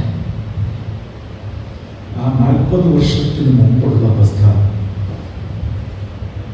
ഓർമ്മിച്ച് ശ്രീ മുരളി അതിവിടെ സൂചിപ്പിച്ചു. 40 വർഷം മുമ്പ് ഒരു കവിയരെങ്കിലും കവിത ചൊല്ലാൻ പോകണമെന്ന് ആഗ്രഹിക്കാതിരുന്ന, നാരായണത്ത് പ്രാന്തനെ പോലെ ചില കവിതകൾ എഴുതിയെങ്കിലും പുറത്ത് കാണിക്കാതിരുന്ന, അതിന് മുമ്പ് തിരുവനന്തപുരത്ത് 1-2 ചെറിയ കാവ്യവേദികളിൽ മാത്രം നാരായണത്ത് പ്രാന്തൻ എന്ന കവിത അവതരിപ്പിച്ചിട്ടുമില്ലാതിരുന്ന എനിക്ക് 1986 ഒക്ടോബർ 27-ാം തീയതി പാലക്കാട് ടൗൺ ഹാളിൽ നടക്കുന്ന വയലാർ അവാർഡ് സമ്മേളനത്തോടനുബന്ധിച്ചുള്ള കവിസമ്മേളനത്തിൽ പങ്കെടുക്കാൻ ഒരു അറിയിപ്പ് അല്ലെങ്കിൽ ക്ഷണം കിട്ടി. തീർച്ചയായും സംഭവിച്ചതാണ്. എൻ്റെ കവിത പൊതുവേദികളിൽ പാടാനോ അവതരിപ്പിക്കാനോ പ്രസിദ്ധീകരിക്കാനോ തുനിയാറിയിരുന്നെങ്കിലും കവിയായ, ഏറ്റവും നല്ല കവിയായ, സ്നേഹവാനായ പുനരൂപാലൻ ഞാൻ അറിയാതെ ഒപ്പിച്ചതാണ് ഈ നോട്ടീസിലൊക്കെ പേര് വരാൻ കാരണം. അങ്ങനെ അദ്ദേഹം നോട്ടീസിൽ പേര് കൊടുത്ത കാലത്ത് അതിൻ്റെ ഒരു 6 മാസം മുമ്പ് മറ്റോ ഞാൻ എൻ്റെ കോളേജിൽ മൂപ്പുമുറ അനുസരിച്ച് പ്രൊഫസറും ഡിപ്പാർട്ട്മെന്റ് ഹെഡും ആയിരുന്നു 1986. അതുകൊണ്ട് ഞാൻ അറിയാതെ അദ്ദേഹം വെച്ച പേരാണ് പ്രൊഫസർ വി. മധുസൂദനൻ നായർ. പിന്നീട് എനിക്കത് തോണ്ടിക്കളയാൻ വയ്യാത്ത മട്ടിൽ എന്നെ തിരിച്ചറിയണമെങ്കിൽ ഇങ്ങനെ പറയണം എന്നൊരവസ്ഥയിൽ എത്തിച്ചേർന്നു. സത്യം പറഞ്ഞാൽ അങ്ങനെയാണ് സംഭവിച്ചത്. അങ്ങനെ ഞാനിവിടെ വന്നു. ഞാൻ ചൊല്ലാൻ ഉദ്ദേശിച്ചുവെന്ന് ആ മൈക്കിട്ടെടുത്ത് വരുന്നത് വരെ ഞാൻ കൽപ്പിച്ചിരുന്നത് വേറൊരു അവസ്ഥയിലാണ്. പക്ഷെ പെട്ടെന്ന് എൻ്റെ മനസ്സിൽ ഭ്രാന്തൻ ആവേശിച്ചു. രായനല്ലൂർ മല വന്നു, പാലക്കാട് വന്നു. ഞാൻ മൈക്കിൻ്റെ മുമ്പ് പോയി എല്ലാവർക്കും നമസ്കാരം പറഞ്ഞ് കക്കാടിനെ, എൻ കക്കാടെന്ന് ഈ അവാർഡ് ജേതാവായിരുന്ന കക്കാടിനെയും ലൈലാമ്മയും ഒരു പ്രണമിച്ച ശേഷം ഏത് കവിത പറയണമെന്ന് പറയാൻ തുടങ്ങുമ്പോൾ ഭ്രാന്തൻ എന്നാണ് എൻ്റെ നാക്ക് തെറ്റിച്ചത്. നാളത്തെ ഭ്രാന്തൻ എന്ന കവിത ചെയ്തു. അന്ന് കിട്ടിയ സ്നേഹവും അന്ന് കണ്ട ആവേശവും അന്ന് കിട്ടിയ പ്രോത്സാഹനവും തകഴി, തോപ്പിൽ ഭാസി,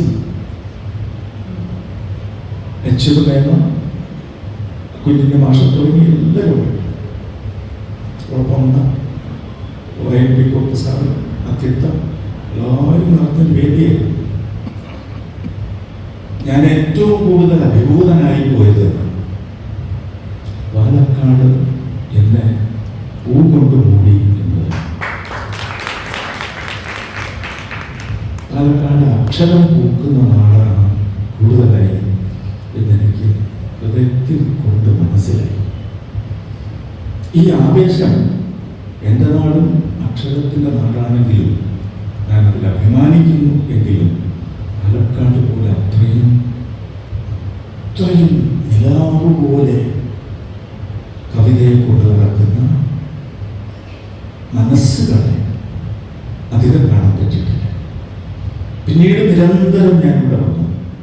അന്ന് പാലക്കാട്ടെ ആ വേദിയിൽ വയലാർ അവാർഡിൻ്റെ കവിതാവേദിയിൽ കവിത അവതരിപ്പിച്ചതിന് ശേഷം എന്നെ ആദ്യമായിട്ട് വിളിച്ചുകൊണ്ട് പോയി എന്നെ വയലിൽ കുറിസാറിനെ കൊണ്ടുപോയി ഭക്ഷണം കഴിപ്പിക്കുകയും കൂടെ സഞ്ചരിക്കുകയും പിന്നെ തുടരെ വിശ്രമിക്കാൻ അനുവദിക്കാതെ എന്നെ പാലക്കാട് വരുത്തി നിരന്തരം കവിത പാടിക്കുകയും കവിതയെക്കുറിച്ച് ചർച്ച ചെയ്യിക്കുകയും പലയിടങ്ങളിലും കൊണ്ടുപോയി എനിക്ക് പല കാഴ്ചകളും നൽകുകയും ചെയ്ത ആളാണ് ടി.ആർ. അജയൻ.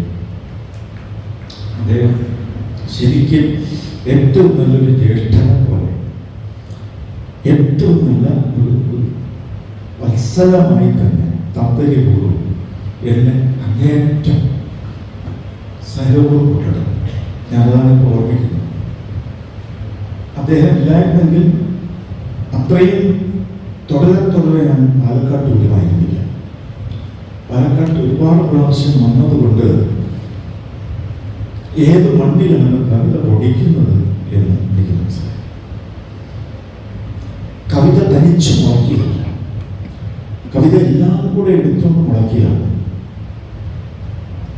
ഒരു കവിതയ്ക്കുള്ളിൽ ഒരു ബ്രഹ്മാണ്ടം ഒതുങ്ങും. ആ കവിത പോലും ഈശപ്പള്ളി രാജീവിൽ ഒതുങ്ങും എന്നെന്താണ് ഹൃദയല്ല, ബ്രഹ്മണം ചെയ്യുന്നു. വിടരും പിന്നെയും വിടരും, ഒരിക്കലും വിടൽ അവസാനിക്കുന്നില്ല. കാണുമ്പോൾ ഏറ്റവും സൂക്ഷ്മം, അതിസൂക്ഷ്മം, അത്യന്ത സൂക്ഷ്മം ഒരു ബിന്ദുവിൻ്റെ എത്രയോ ശ്രീചക്രത്തിലെ ബിന്ദുവിൻ്റെ സ്ഥാനം. ആ ബിന്ദുവിൽ നിന്ന് ഒരു പ്രപഞ്ചം വിരിഞ്ഞു വരുന്ന മാതിരി തീർച്ചയായും ഞാനിപ്പോൾ കണ്ടതാണ്, എന്നെ വിസ്മയിച്ചതാണ്. ഇവിടെ വെച്ച് ഞാൻ ഒരു പ്രാവശ്യമേ രാജീവിൻ്റെ പാദത്തിൽ തൊട്ടുള്ളൂ. ഞാൻ അവിടെ ഇരുന്നുകൊണ്ട് ഒരുപാട് പ്രാവശ്യം ശരിക്കും. കാരണം ഈശപ്പള്ളി രാജീവ് നടൻ ഒറ്റയാളാണ്. ആ ഒറ്റയാളിൽ ഒരല്പ നേരത്തിനുള്ളിൽ സഹസ്രമുഖങ്ങൾ നമ്മൾ കണ്ടു.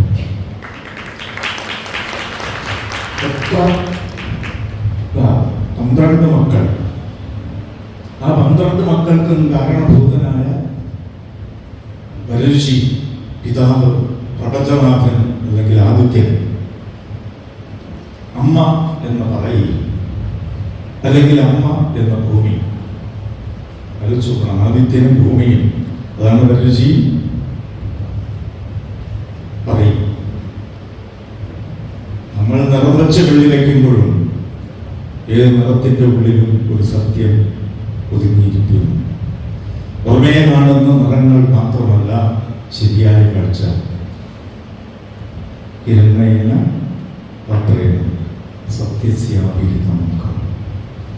സത്യമുഖം ഹിരണ്മയ പാത്രം കൊണ്ട്, അല്ലെങ്കിൽ മൃണ്മയ പാത്രം കൊണ്ട്, അല്ലെങ്കിൽ മാരീച പാത്രം കൊണ്ട്, മരീചികകളുടെ വന്ന ശാബല്യമുള്ള പാത്രങ്ങൾ കൊണ്ട് മൂടിയിരിക്കും.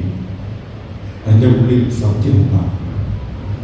ആ ഒരു സത്യം തന്നെ പലതായി വിരിയുന്നതാണ്.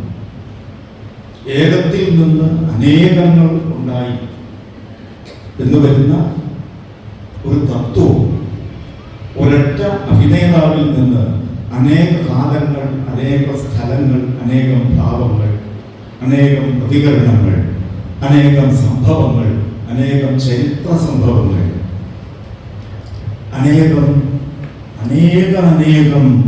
താക്കീതുകൾ ഇത് ഒരുമിച്ച് വന്നു. എത്രയോ യുഗങ്ങൾക്കപ്പുറത്തുള്ള പ്രപഞ്ചോത്പത്തി സന്ദർഭം മുതൽ ഇതുവരെയുള്ള ഒരുപാട് കാര്യങ്ങൾ അദ്ദേഹത്തിന്റെ അഭിനയത്തിൽ കൂടെ നമുക്ക് മനസ്സിലാക്കാൻ പറ്റുമല്ലോ. ഏതാണ്ട് ആ വിധത്തിലാണ് എൻ്റെ നാരായണപ്രകാശൻ എന്ന് പറയുന്ന കവിത പിറന്നത്. അവനവന്റെ പിള്ളയെക്കുറിച്ച് കൂടുതൽ പറയരുത് എന്നുണ്ട്. എങ്കിലും ചിലപ്പോൾ പറയേണ്ടി വരും. ഇതുവരെ ഞാൻ അധികം പറഞ്ഞിട്ടില്ല. ആലോചിച്ച് നോക്കണം. അദ്ദേഹം ഇവിടെ പറഞ്ഞ ശ്രീ മുരളിയും ഉദ്ധരിച്ച ആ ഉപംശങ്ങളുണ്ട്. ഈശാവസ്യതം സർവം യത്കിഞ്ച ജഗത്യാം ജഗത് തേന വ്യക്തേന ഭുഞ്ജീതത മാതൃ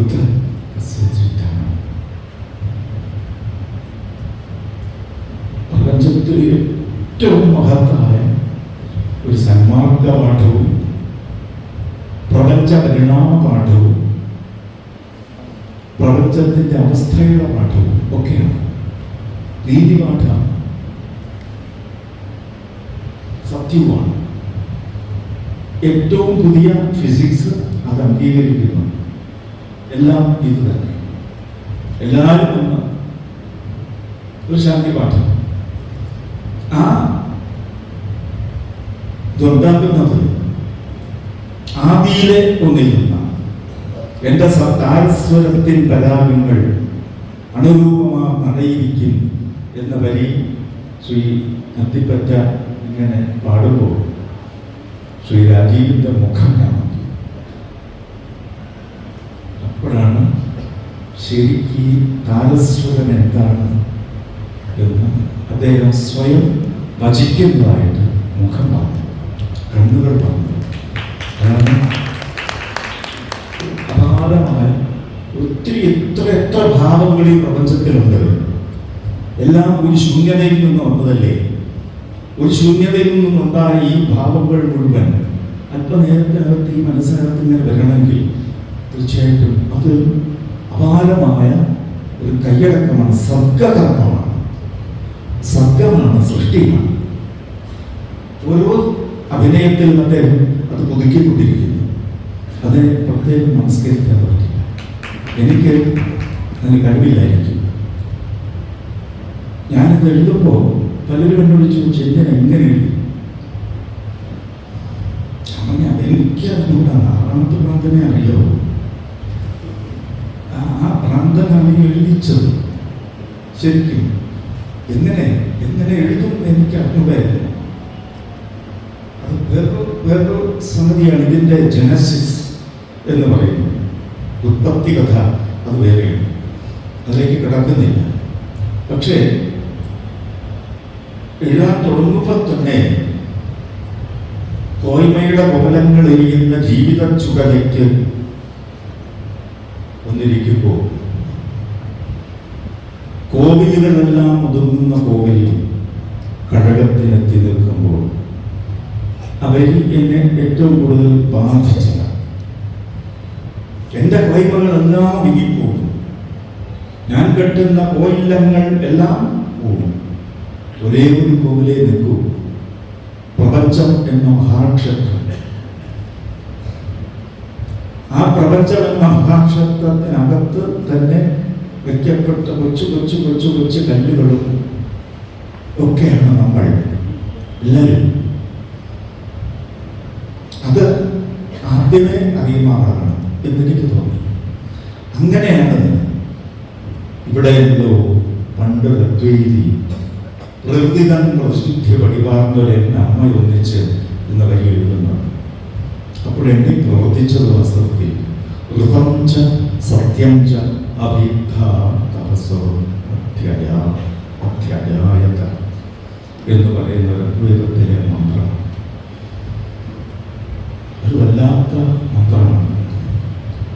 പുതിയ ഓസ്ട്രോഫിസിക്സുകാർ, കോസ്മോളജിസ്റ്റുകൾ ശ്രദ്ധാപൂർവം പഠിക്കേണ്ടുന്ന, വളരെ അധ്യാത്മം എന്ന് പറയാവുന്ന, അതിഭൗതികം എന്ന് പറയാവുന്ന, അവിശ്വസനീയം എന്ന് തന്നെ പറയാവുന്ന അത്യപാരമായ ഒരു സത്യദർശനം അല്ലെങ്കിൽ പരമാർത്ഥ ദർശനം ആണ് ആ സംഗതി എന്നെനിക്ക് ഋതം ച സത്യം ച അഭിദ്ധ തപസ അധ്യായ. പ്രപഞ്ചനാഥന്റെ പ്രപഞ്ചാത്മാവിന്റെ തപസ്സിൽ നിന്ന് ആദ്യം ഋതം ഉണ്ടായി.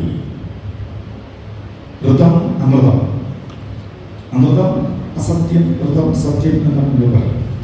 സത്യത്തിന് മുമ്പുണ്ടായതാണ് ഋതം, പ്രപഞ്ച ക്രമനിയമം. ആ ക്രമനിയമമാണ് ആദ്യത്തെ ചലനത്തെ നിയമിച്ചത്. ആദ്യത്തെ ചലനം, ആ ചലനത്തിൽ നിന്നാണ് പിന്നത്തെ ചലനങ്ങൾ മുഴുവൻ ഉണ്ടായത്. ആ താളത്തിൽ നിന്നാണ് പിന്നത്തെ താളങ്ങൾ മുഴുവൻ ഉണ്ടായത്. എല്ലാ പൂവിടലിലും, എല്ലാ മേഘങ്ങളുടെ ഉടഞ്ഞു പെയ്യലും, എല്ലാ ഗ്രഹ താര നക്ഷത്രാദികളുടെ സഞ്ചാരങ്ങളും സംഭാഷണങ്ങളും എല്ലാം ഈ താളത്തിലാണ് എൻ്റെ ഹൃദയത്തിൻ്റെ വെടിപ്പ് വരി. ആ ഋതത്തിൽ നിന്നാണ് പിന്നെ സത്യമുണ്ടായത്. ആ സത്യമാണ് സത്യേനോത്തഭിതാഭൂമി സത്യേനോത്തഭിതാദ്യൗ എന്ന് പിന്നെ വേദത്തിൽ പറയുന്നത്. സത്യത്തിൽ നിന്ന് തന്നെയാണ് ഈ ഭൂമി ഉണ്ടാകുന്നത്. സത്യത്തിൽ നിന്ന് തന്നെയാണ് ഈ ആകാശവും ഉണ്ടാകുന്നത്. പ്രപഞ്ചത്തിന്റെ ആദ്യത്തെ ക്രമതാളത്തിൽ നിന്നാണ്, നിയമത്തിൽ നിന്നാണ് പ്രകൃതി ഉണ്ടാകുന്നത്, ദ്യോ ഉണ്ടാകുന്നത്, ഭൂമി ഉണ്ടാകുന്നത്. അതാണ് ഇവിടെയല്ലോ പണ്ട് അദ്വൈതി പ്രകൃതിതൻ പ്രവശുദ്ധി പടിവാർന്നരെന്നമ്മ ഒന്നിച്ചു. മഹാപ്രകൃതിയും പ്രകൃതി, ആ പ്രകൃതിക്കും പ്രകാരമായ ഈ പ്രപഞ്ചത്തിന്റെ ആത്മാവ് ഒന്നിച്ചു ചേരുന്ന ഒരവസ്ഥയിൽ നിന്ന് ക്രമേണ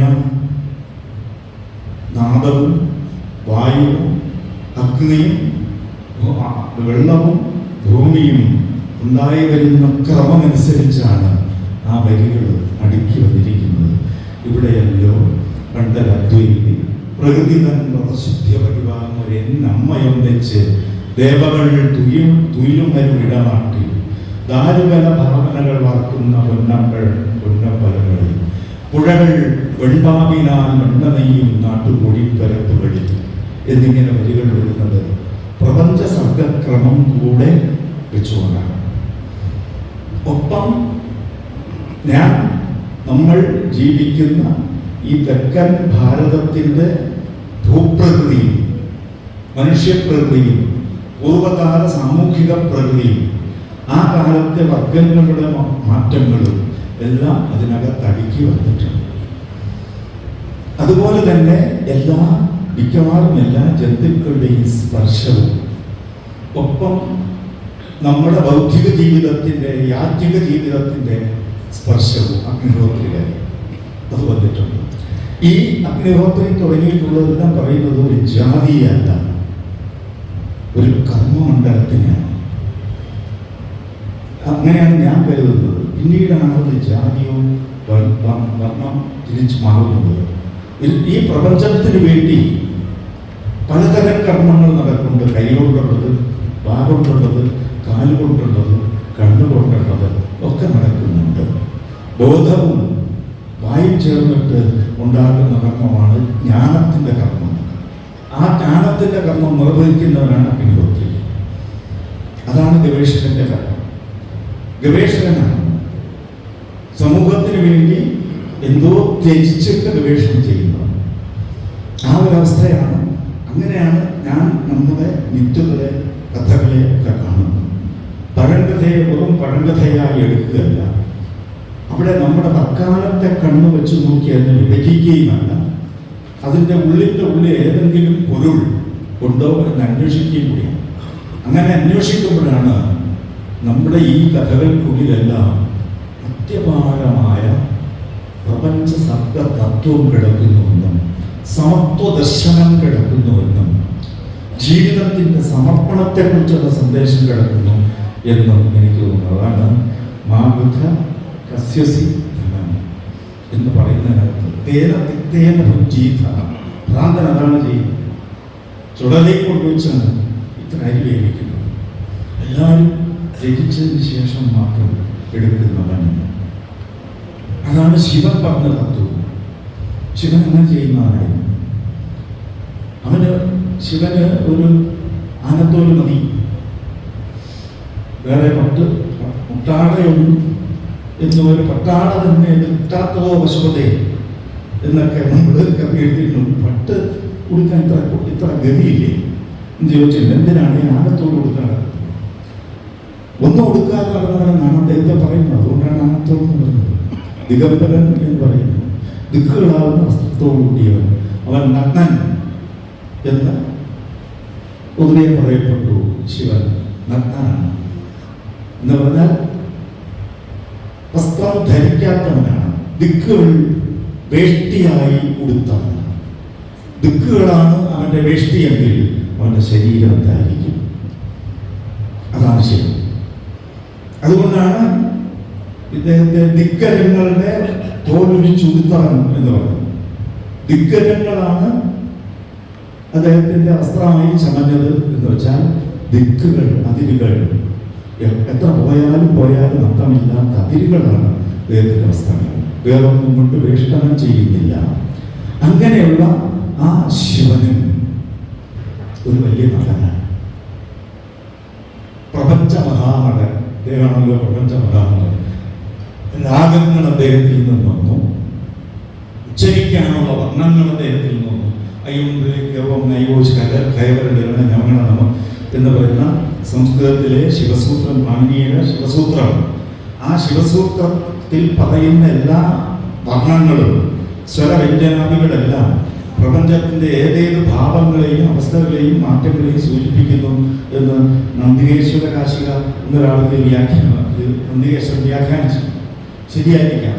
പക്ഷെ ഏതായാലും അദ്ദേഹത്തിൻ്റെ ഈ പ്രപഞ്ചം എന്ന് പറയുന്ന പുരുഷനെ നടരാജനായി ചിത്രീകരിക്കാൻ കഴിഞ്ഞ അതിന് വേറെ ഒരുപാട് കഥകൾ ഉണ്ടാക്കി അതിനെ പൊതിഞ്ഞ് നമ്മളെ വിഭ്രമിപ്പിച്ച പഴയ കഥാകാരന്മാരെ നമ്മൾ തുടരണം. പുറകിൽ കിടക്കുന്നതെല്ലാം പ്രപഞ്ച തത്വശാസ്ത്രമാണ്. അതുപോലെ തന്നെയാണ് നമ്മുടെ ഈ തെക്കൻ പഴങ്കഥയിൽ. നേരത്തെ അദ്ദേഹം പറഞ്ഞല്ലോ, ശ്രീ മുരളി പറഞ്ഞു, എന്താണ് സിസിഫസ് കൃത്യം പറഞ്ഞു, ചെയ്ത കുറ്റത്തിന് ശിക്ഷ അനുഭവിക്കുന്നവനാണ് സിസിഫസ്. നാറാട്ടുകാന്തനതല്ല. ഇതേ പറഞ്ഞിപ്പറ്റ പദ്യരൂപത്തിൻ്റെ കഥ തെക്കൻ നാട്ടിൽ വേറെ 7 പേരുടെ പേര് വേറെയുണ്ട്. അത് അകര മുതല വെളുത്തെല്ലാം ആദി ഭഗവൻ മുതറ്റേ ഉലക് എന്ന് പറഞ്ഞ തൊൽക്കാപ്യനും ഉൾപ്പെടും. തൊൽക്കാപ്യ 12 മക്കളിൽ ഒരാളാണ്, അല്ലെങ്കിൽ ബനുജിയുടെയും പറയുകയും മക്കളിൽ ഒരാളാണെന്ന കഥ തമിഴകത്തുണ്ട്. അവിടെ തന്നെ പാണനാരുണ്ട്. അങ്ങനെ വെളുത്തേടനുണ്ട്, ഇതെല്ലാം ഉണ്ട്. ഇതേ കഥ തന്നെ ചെറിയൊരു ഭേദത്തോടുകൂടി അവിടെ ഒഴുകി നമ്മുടെ മലയിലെ കാവേരി തന്നെയാണ് അവിടുത്തെ തീരത്തിലെ കാവേരിയായിട്ട് മാറിയത്. നമ്മുടെ മനസ്സിലെ കഥ തന്നെയാണ് അവിടുത്തെ മനസ്സിലെ കഥയായത്. കാലം മാറുമ്പോൾ നമ്മുടെ ചെറിയ ചെറിയ കേൾവിയോ പറച്ചിലോ ഒക്കെ മാറും, ഇങ്ങനെ മാറിപ്പോകുന്നതാണ്. പക്ഷേ മനുഷ്യ ജീവിത തത്വം ഒന്നാണ് നമ്മൾ പഠിപ്പിക്കാനല്ലേ ഈ കഥ. അതിലേക്ക് വേണ്ടിയല്ലേ ഇത് ത്യജിച്ച് നടന്ന ഭ്രാന്തൻ എല്ലാവരെയും പഠിപ്പിക്കാൻ തുടങ്ങിയത്. 10 കൂറായി ഊറ്റുറപ്പിച്ചവർ എന്ന് ഞാൻ എഴുതി. അപ്പോൾ ചിലർ ഇത് 10ആണോ 10 ചോദിച്ചു. 10 തന്നെയാണ്.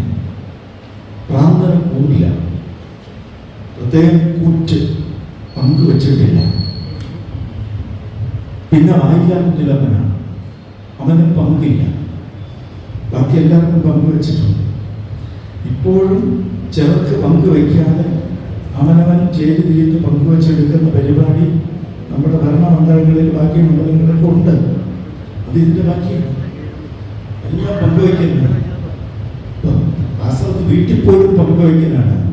നമ്മളിപ്പോൾ ശരിക്കും പറഞ്ഞ പണ്ട് നമ്മുടെ വീട്ടിൽ സഹധർമ്മിണി, ഭാര്യയ്ക്ക് സഹധർമ്മിണി എന്ന് പറയും, വലിയ വാക്കാണ്. പക്ഷെ പൊതുവെ പറയുന്ന വീട്ടമ്മയാണ്, അല്ലെങ്കിൽ ഗൃഹനാഥ, ഗൃഹനാഥ എന്ന് പറയും. പക്ഷെ ഇന്ന് നമുക്ക് അത് വേണ്ട. ഇംഗ്ലീഷിലാരും വാക്ക് വേറെ വന്നിട്ടുണ്ട്, ഹോം മേക്കർ, ഒരു മേക്കറാണ്. അനുസൂണം അത്രയേ ഉള്ളൂ പ്രാധാന്യം. പിന്നെ ഉള്ളത് ഹൗസ് വൈഫ്. അവിടെ ഈ ഹൗസ് ഹസ്ബൻഡ് പറയാം.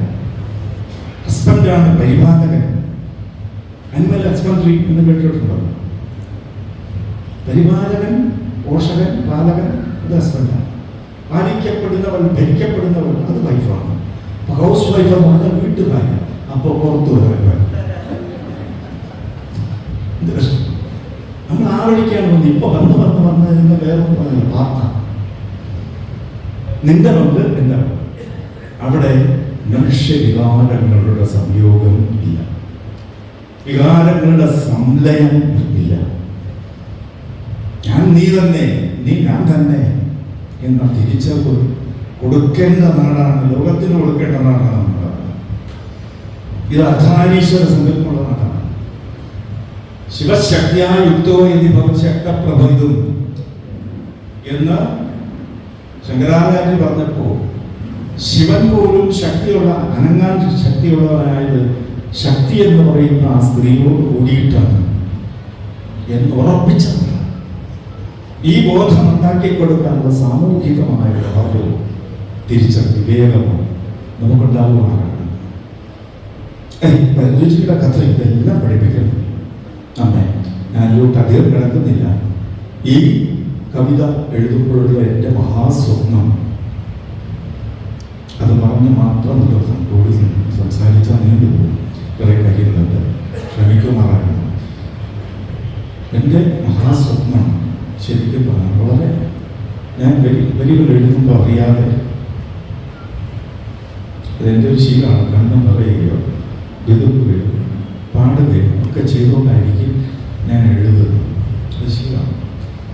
അങ്ങനെ ഇപ്പോൾ ഒരു അവസാനം ഈ യേശുപുള്ളി ഇവിടെ അവതരിപ്പിക്കുമ്പോൾ ഇന്നത്തെ ലോകത്ത് നടക്കുന്ന പേയും പിശാചും പരസ്പരം തീവട്ടി കയറി അടരാടുന്ന ആ രംഗം അദ്ദേഹത്തിൻ്റെ മുഖത്ത് ഞാൻ കണ്ടു. ഇപ്പൊ നമ്മൾ പടിഞ്ഞാറ് നോക്കിയിരിക്കുകയാണ് അവിടെ സംഭവങ്ങൾ അടയാടുന്നത്. കേരളത്തിൽ ഇന്ത്യയിൽ മൊത്തം ഇപ്പോൾ അടയാടിക്കൊണ്ടിരിക്കുകയാണ് പലരും. അപ്പോൾ അങ്ങനെ പല വിധത്തിൽ പ്രത്യക്ഷായുധം എന്തിയും വാക്കിൻ്റെ ആയുധം കൊണ്ടും മറ്റ് മാധ്യമങ്ങളുടെ ആയുധം കൊണ്ട് പോരാടിക്കൊണ്ടിരിക്കുന്ന പേയും പിശാചും നാദങ്ങളിൽ സർവനാശം ഇടിവെട്ടുമ്പോൾ, നാദങ്ങളിൽ ശ്വാസങ്ങളിൽ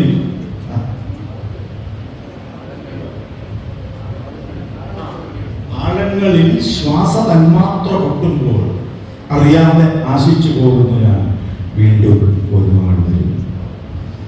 കാലം ചാക്രികമാണ്, മാറി വരാതിരിക്കില്ല, ഉറപ്പാണ്.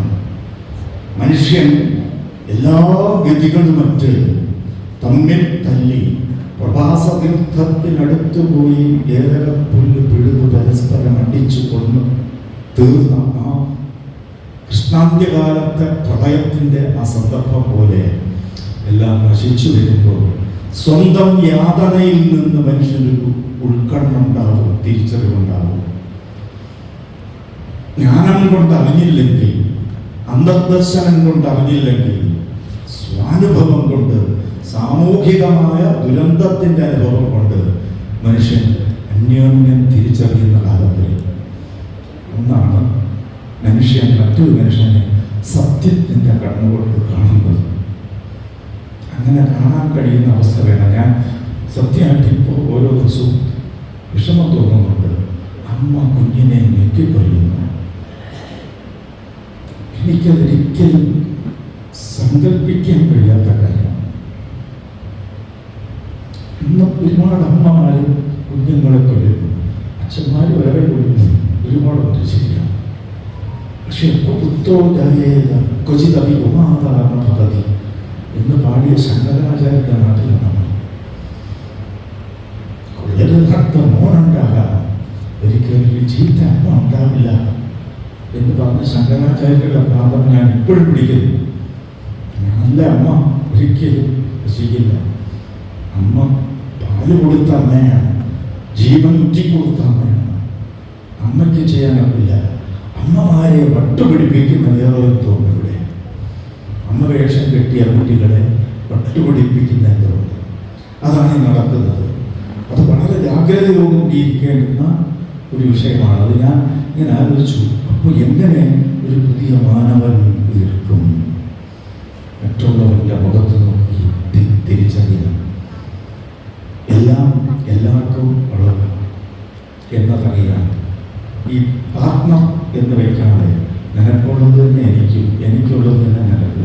ഒരേ ആകാശം, ഒരേ ഭൂമി, ഒരേ വായു, ഒരേ മേഘം. മേഘം മഴ പെയ്യുമ്പോൾ മധുസൂദനന്മാർക്ക് പ്രത്യേകം മഴ പെയ്യുന്നില്ല. എല്ലാവർക്കും പാപിക്കും പുണ്യമാണ് ഒരുപോലെ പെയ്യുന്നു മഴ. മലയിലെ പ്രസംഗത്തിൽ ക്രിസ്തു പറഞ്ഞിട്ടുള്ളത് പാപിക്കും പുണ്യമാണ് ഒരുപോലെയാണ് സൂര്യൻ വെളിച്ചം കൊടുക്കുന്നത്. അതുപോലെ അതറിയാനെങ്കിലുമുള്ള വിദ്യാഭ്യാസം കിട്ടിയില്ലെങ്കിൽ നമ്മൾ പിശാചിൽ നിന്നും കൂടുതൽ പിശാചത്വത്തിലേക്ക് സഞ്ചരിക്കുന്നവരായിരിക്കും. അത് വരാതിരിക്കാൻ നേരുന്ന ഒരു ഭ്രാന്തൻ സ്വപ്നം കാണുന്ന അവിടെയാണ് ഞാൻ ഈ കവിത എഴുതിയത്. നേരുന്ന ആദ്യം എൻ്റെ മനസ്സിൽ നേരുണ്ടാവണം. ഞാൻ നേരിനെ തന്നെ പഠിക്കുന്നവനാവണം. ഞാൻ അസത്യവാദി ആവരുത്. എങ്കിലേ ലോകത്തിന് നേര് പറഞ്ഞു കൊടുക്കാൻ, നേരിനെ കുറിച്ചുള്ള മഹാസങ്കല്പങ്ങൾ കൊണ്ടുവരാൻ എന്നെപ്പോഴോട് സാധിക്കും. വലിയ കലാകാരന്മാർ നേരിനെ പഠിക്കുന്നവരാണ്. അതുകൊണ്ടാണ് അവരിലെല്ലാവരും ഈ നേരെ ഇങ്ങനെ വരുന്നത്. ഞാൻ രാജീവിൻ്റെ മുഖത്തെ മാറ്റങ്ങൾ ശ്രദ്ധിച്ചുകൊണ്ടിരിക്കുമ്പോൾ ഈ കവിതയുടെ അന്തർഭാവങ്ങൾ മുഴുവൻ ഗ്രഹിച്ച ഒരാളിൻ്റെ ആവിഷ്കാര ശക്തി എത്രത്തോളം ഉണ്ട് എന്ന് ദർശിച്ചു. അതിൽ നിന്ന് എനിക്ക് ഒരു കാര്യം മനസ്സിലായി. ഇതേ കവിത തന്നെ മുഴുവൻ ഭാഗം കൃത്യമായി വിടർത്തി അഭിനയിക്കണമെങ്കിൽ കഥകളിയുടെ സമ്പ്രദായം അനുസരിച്ച് തന്നെ ഭാവാശ്രയം നൃത്യം എന്താണല്ലോ പറയുക, ആ ഭാവാശ്രയമായ നൃത്യത്തിൻ്റെ ശൈലി അനുസരിച്ച് അവതരിപ്പിക്കണം. ഇതിനേക്കാളും ഒരുപാട് സമയം എടുക്കും, ഒരുപാട് സമയം. അങ്ങനെയാണെങ്കിൽ കൂടുതൽ വ്യാഖ്യാനം അദ്ദേഹത്തിൽ നിന്ന് ജനങ്ങൾക്ക് കിട്ടിയേനെ. അദ്ദേഹം ഒരു ഒന്നാന്തരം കാവ്യവിമർശനം കൂടിയാണ്. വളരെ വ്യക്തമായിട്ട് മനസ്സിലായി. നന്നായിക്കൂടെ എന്ന ചോദ്യം വരുമ്പോൾ ഏറ്റവും വലിയ കാവ്യവിമർശകനും കൂടി ആണ് എന്ന് വളരെ വ്യക്തമായിട്ട് മനസ്സിലായി. നമ്മുടെ നാട്ടിൽ കാവ്യാസ്വാദനത്തിൻ്റെ പടഞ്ഞിട്ടില്ല എന്ന് തെളിയിക്കാൻ ഇതുപോലുള്ള മഹാനടന്മാരിലൂടെ വേണം. സാംഘികവും സാത്വികവും വാചികവും ആഹാരവും എല്ലാം ഈ ഒറ്റ ആളിൽ ചേർന്ന് വന്നു എന്നത് വളരെ പ്രധാനപ്പെട്ട ഒരു കാര്യം. വേറെ ഒന്നുമില്ല. കഥകളിയിൽ ഈ പറയുന്ന വേഷങ്ങളൊന്നുമില്ലാതെ, പച്ചയോ കത്തിയോ കരി ചാടി ഒന്നുമില്ലാതെ രംഗത്ത് ഗംഭീരമായിട്ട് അവതരിപ്പിച്ചത് നമ്മുടെ ഭാരതീയ നാട്യശാസ്ത്രത്തിൻ്റെ ഏറ്റവും പ്രധാനപ്പെട്ട ഒരു നേട്ടമാണ്. മറ്റു പലർക്കും സാധിക്കില്ല. ഈ കരണങ്ങളൊക്കെ ഈ വിധത്തിൽ അവതരിപ്പിക്കുക, അത് ഗംഭീരമായ നേട്ടമാണ്. വേറൊരാളിനത് വേറെ ഒരു ദേശത്തെ കലാപകരണ സമ്പ്രദായത്തിൽ ഇതൊന്നും കാണുമെന്ന് എന്നെപ്പോലുള്ള അല്പജ്ഞാനിക്ക് തോന്നുന്നില്ല. ബാക്കി അറിഞ്ഞുകൂടാ. ഞാൻ 108 കർണങ്ങളുടെയും പടങ്ങളും അതൊക്കെ അവിടെ ഇവിടെ പോയി കണ്ടിട്ടുണ്ട്. അപ്പോഴും മനസ്സിലാവുന്ന ഇതാണ്, ജീവിതത്തിൻ്റെ മനുഷ്യ ജീവിതത്തിലെ ഓരോ ഭാവത്തെയും പ്രകൃതിയുടെ ഓരോ ചെറിയ ചെറിയ ജാതിയുമായി, പല വിധത്തിലുള്ള ജന്തുക്കൾ, സസ്യങ്ങൾ, പുഴകൾ, കാറ്റ് തുടങ്ങിയവയുമായി അപാരമായി ബന്ധിപ്പിച്ചുകൊണ്ട് ഉള്ള കംപ്ലീറ്റ്, നമ്മൾ പറഞ്ഞാൽ ഇക്കോളജിക്കൽ ആയിട്ട് സമ്പൂർണ്ണത വഹിക്കുന്ന ഒരു അഭിനയമാണ് നമ്മുടെ കഥകളി. അത് വളരെ പ്രധാനമാണ്. നമ്മൾ പുറമേ പറഞ്ഞ് അറിയിക്കാൻ എനിക്ക് ബുദ്ധിമുട്ടാണ്. പക്ഷെ ഒരു നടന്റെ അഭിനയം കണ്ടിരിക്കുമ്പോൾ നമുക്ക് മനസ്സിലാകും. നാനാത്വമായിട്ടുള്ളൊരു കവിത എടുത്തു വെച്ചിട്ട് അതിന് ഈ വിധത്തിൽ വേറെ ഒരു ഭാഷയാക്കി സംഗ്രഹിച്ചിങ്ങനെ തരിക, പിഴിഞ്ഞെടുത്ത് തരിക എന്നത് അദ്ദേഹത്തെ സഹായിച്ച കൂടെ അദ്ദേഹത്തിൻ്റെ അംഗങ്ങളാണ്, ശരീരാംഗങ്ങളാണ് ഈ താളവാദകന്മാരും കാവ്യവാദകന്മാരും, അതിപ്പറ്റ രവിയും ജിഷ്ണുവും മറ്റും. ജിഷ്ണുവിന് പ്രത്യേകം ഒരു കെട്ടിപ്പിടുത്തപ്പെടുന്നുണ്ട്.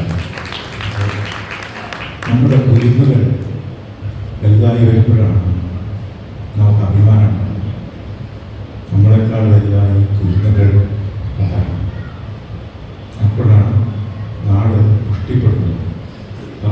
ആ കുട്ടി ഉൾപ്പെടെ എല്ലാവർക്കും എൻ്റെ പ്രത്യേകിച്ച് ഉള്ള പ്രണാമം. ഈ വലിയ വലിയ മനസ്സുള്ള ഈ സദസ്സിന് നിങ്ങളുടെ മനസ്സിൻ്റെ നന്മകൾക്ക്, അനുഗ്രഹങ്ങൾക്ക് പ്രത്യേകം നമസ്കാരം. വാക്ക് നന്നായി വരണമേ, വാക്ക് ദോഷം ചെയ്യരുത്, വാക്ക് നല്ല ഫലം തരണം, സുഫലയും സുപുഷ്ടയും ആയിരിക്കണം വാക്ക് എന്ന് വേദത്തിൽ പറയുന്നുണ്ട്. അഫലയും അപുഷ്ടയും ആകരുത്. അത് ഈ വാക്ക് സുഫലയാവണം.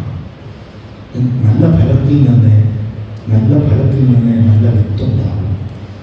അപ്പോൾ ഒരു നല്ല വാക്കിൽ നിന്ന് ഒരുപാട് നല്ല വ്യക്തികൾ തന്നെ ഉണ്ടാകണം. അങ്ങനെയാണ് പ്രപഞ്ചം രൂപവയ്ക്കുന്നത്. ഒരുപാട് സംഹാരാത്മകമായ ആയുധങ്ങൾ ഉണ്ടാക്കിയിട്ടല്ല, ദുർവാക്കുകൾ ഉണ്ടാക്കിയിട്ടല്ല, കുടിലവാക്കുകൾ ഉണ്ടാക്കിയിട്ടില്ല, സത്യവാക്കുകൾ ഉണ്ടാക്കിയിട്ടാണ്. ആ സത്യവാക്കിന് വേണ്ടി, സത്യത്തെ ആവിഷ്കരിക്കാൻ വേണ്ടി നിന്യവചനം പറയുന്നവരാണ് കവികൾ. അതുകൊണ്ടാണ് നാറാട്ടുഭ്രാന്തൻ എന്ന ഒരു നിന്യരൂപം, ഉത്താർത്ഥകമായ രൂപം, അർത്ഥത്തെ ഒളിപ്പിച്ചു വെച്ച രൂപം ഈ കവിതയിൽ ഇങ്ങനെ വന്നത്. അതുകൊണ്ട് ഈ കവിതയ്ക്ക് അസോകൃത് 1984 എഴുതിയത്. വളരെ ആനുഷംഗികമായിട്ടൊരു കാര്യങ്ങൾ പറഞ്ഞിട്ട് എൻ്റെ ആത്മസുഹൃത്ത് 1980 മുതൽ എങ്കിലും എൻ്റെ കൂടെ എന്നും മനസ്സുകൊണ്ടും കർമ്മം കൊണ്ട് എപ്പോഴുമുള്ള എൻ്റെ സുഹൃത്ത്, കഥകളിക്കും കൂടിയാട്ടത്തിനും ഒക്കെ വേണ്ടി ജീവിതം സമർപ്പിച്ച് വെച്ചിരിക്കുന്ന ഒരുത്തൻ ഡോക്ടർ പി വേണുഗോപാലൻ എന്ന് പറയുന്ന ആള് നാറാട്ടുഭ്രാന്തൻ എഴുതി വെച്ചിരുന്ന കാലത്ത് തീർച്ചയായും ഹരിനാമകീർത്തനത്തിനെ കുറിച്ചൊന്നും ചർച്ച ചെയ്യാൻ വേണ്ടിയിട്ട് എൻ്റെ വീട്ടിൽ വന്നു. മഴയുള്ള ദിവസമായിരുന്നു. അപ്പോൾ മഴയായതുകൊണ്ട് ചർച്ച നിർത്തി വെച്ചിട്ട് ഞാൻ ഒരു കവിത പാടാം എന്ന് ഞാനിതൊന്ന് പാടി. അതാണ് ആദ്യമായിട്ട് എഴുതിക്കതിന് ശേഷം പാടുന്നത് എൻ്റെ വീട്ടിലെ മഴയത്ത് വരാതെ വെച്ചാണ്. വേണുവിൻ്റെ സാന്നിധ്യത്തിലാണ്. 85 കാലങ്ങളിൽ അദ്ദേഹം കഥകളി രചിക്കുകയും കഥകളിക്ക് വേണ്ടി എല്ലാ കാര്യങ്ങളും ചെയ്യുകയും ചെയ്തുകൊണ്ടിരിക്കുന്ന ഒരു മനുഷ്യനാണ്. കലാമണ്ഡലത്തിൻ്റെ ഡീനുമാണ് ഇപ്പോൾ. ആ കഥകളി താല്പര്യമുള്ള ഒരുത്തനാണ് ഇതാദ്യം കേട്ടത്. പിന്നീട് വിശപ്പള്ളി രാജീവ് കാർമണ്ണയുടെ തന്നെ പ്രത്യേക നിർബന്ധവും നിർദ്ദേശവും താല്പര്യമൊക്കെ അനുസരിച്ച് വാണിയംകുളത്ത് അവതരിപ്പിച്ചു. പിന്നെ തിരുവനന്തപുരത്ത് അദ്ദേഹം ഇത് അവതരിപ്പിച്ചു. തിരുവനന്തപുരത്ത് കാര്യവട്ടം യൂണിവേഴ്സിറ്റി ക്യാമ്പസിൽ വന്ന് അവതരിപ്പിച്ചു. പിന്നെ ഞാൻ കണ്ടിട്ടില്ല, ഇന്നാണ് കാണുന്നത്. ഇപ്പോൾ കുറച്ചുകൂടെ അത് വികസിച്ചിരിക്കുന്നു. ആ കവിത ഞാൻ ഇത് കഴിഞ്ഞ ഉടനെ ശ്രീ രാജീവിനോട് പറഞ്ഞു, ഇത് അന്നത്തെക്കാൾ കൂടുതൽ ജ്വലിച്ചു ഈ അവതരണം. അതിൻ്റെ ആദ്യത്തെ ആമുഖാവതരണം പോലും കൂടുതൽ പ്രചോദകമായി. അതുകൊണ്ട് വിശപ്പള്ളി രാജീവിൻ്റെ ഈ എന്താണ് കാവ്യാവതരണം, കഥകളി രൂപത്തിലുള്ള കാവ്യാവതരണം കൂടുതൽ കവിതകളിലേക്ക് വ്യാപിക്കട്ടെ എന്ന് ഞാൻ വിനീതമായി പ്രാർത്ഥിക്കുന്നു. എനിക്ക് കഥകളിയിൽ വേറൊരു ചോദന, ലോകോത്തരമായ ഒരു അഭിനയ സങ്കേതത്തെ ഉപയോഗിച്ച് എങ്ങനെ കവിതയെ ജനങ്ങളിലേക്ക് എത്തിക്കാം. അതൊരു വലിയ പഴയ പണ്ടുള്ളവരും ചെയ്യുന്ന കർമ്മമാണ് തന്നെയാണ്. അതിൻ്റെ പടാരഭേദങ്ങൾ ഇത്രയും ഉണ്ടെന്നേ ഉള്ളൂ. അത് ഓരോന്ന് നാടകം ഗംഭീരതം ഉണ്ടല്ലോ. ഇതൊക്കെ കാണുമ്പോൾ അതിൻ്റെ അർത്ഥം ഗ്രഹിക്കാൻ നമ്മൾ കുറെ കൂടെ ചെല്ലേണ്ടി വരും. പക്ഷേ ഈ അദ്വൈത പത്മം ഉണ്ടായവരും എന്ന് പറയുമ്പോൾ തന്നെ പ്രപഞ്ചമെന്ന് പറയുന്ന ഒരു സൃഷ്ടി, ആദിനാദത്തിൽ നിന്ന് പിന്നെ ആദ്യത്തെ സൃഷ്ടി ഉണ്ടായത്, അത് അദ്ദേഹം ഇങ്ങനെ കൈ താമരയായിട്ട് വിടർത്തുന്ന സമയത്ത് നമുക്ക് അനുഭവം.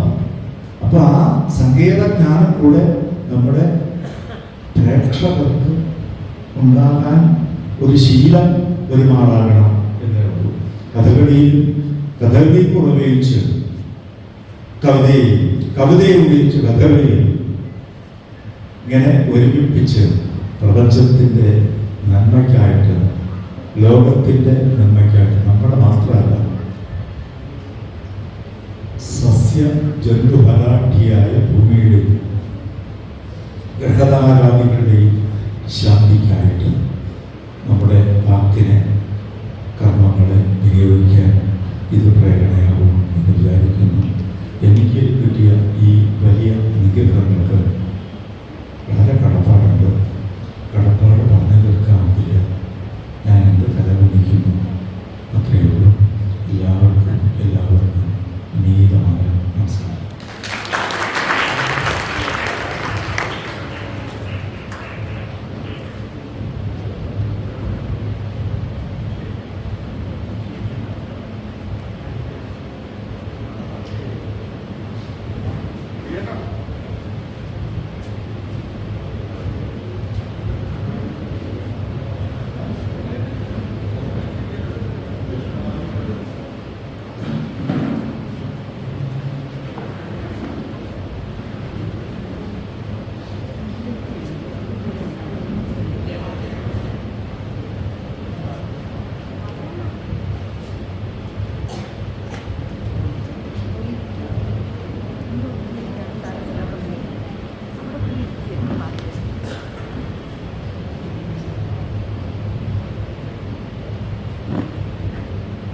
എൻ്റെ കവിത ഞാൻ തന്നെ ഒന്ന് ചൊല്ലാം.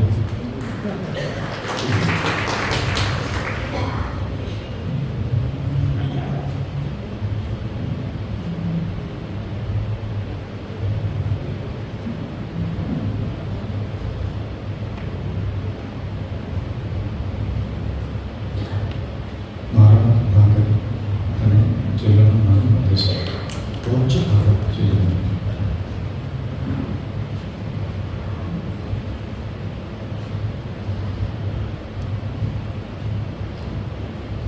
പന്ത്രണ്ടു മക്കളെ പെറ്റൊരമ്മേ, നിന്റെ മക്കളിൽ ഞാനാണ് ഭ്രാന്തൻ.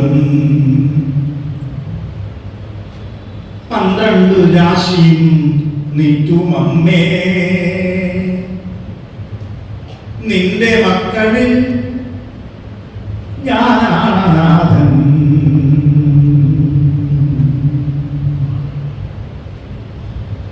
12 മക്കളെ പെറ്റൊരമ്മേ, നിന്റെ മക്കളിൽ ഞാനാണ് ഭ്രാന്തൻ.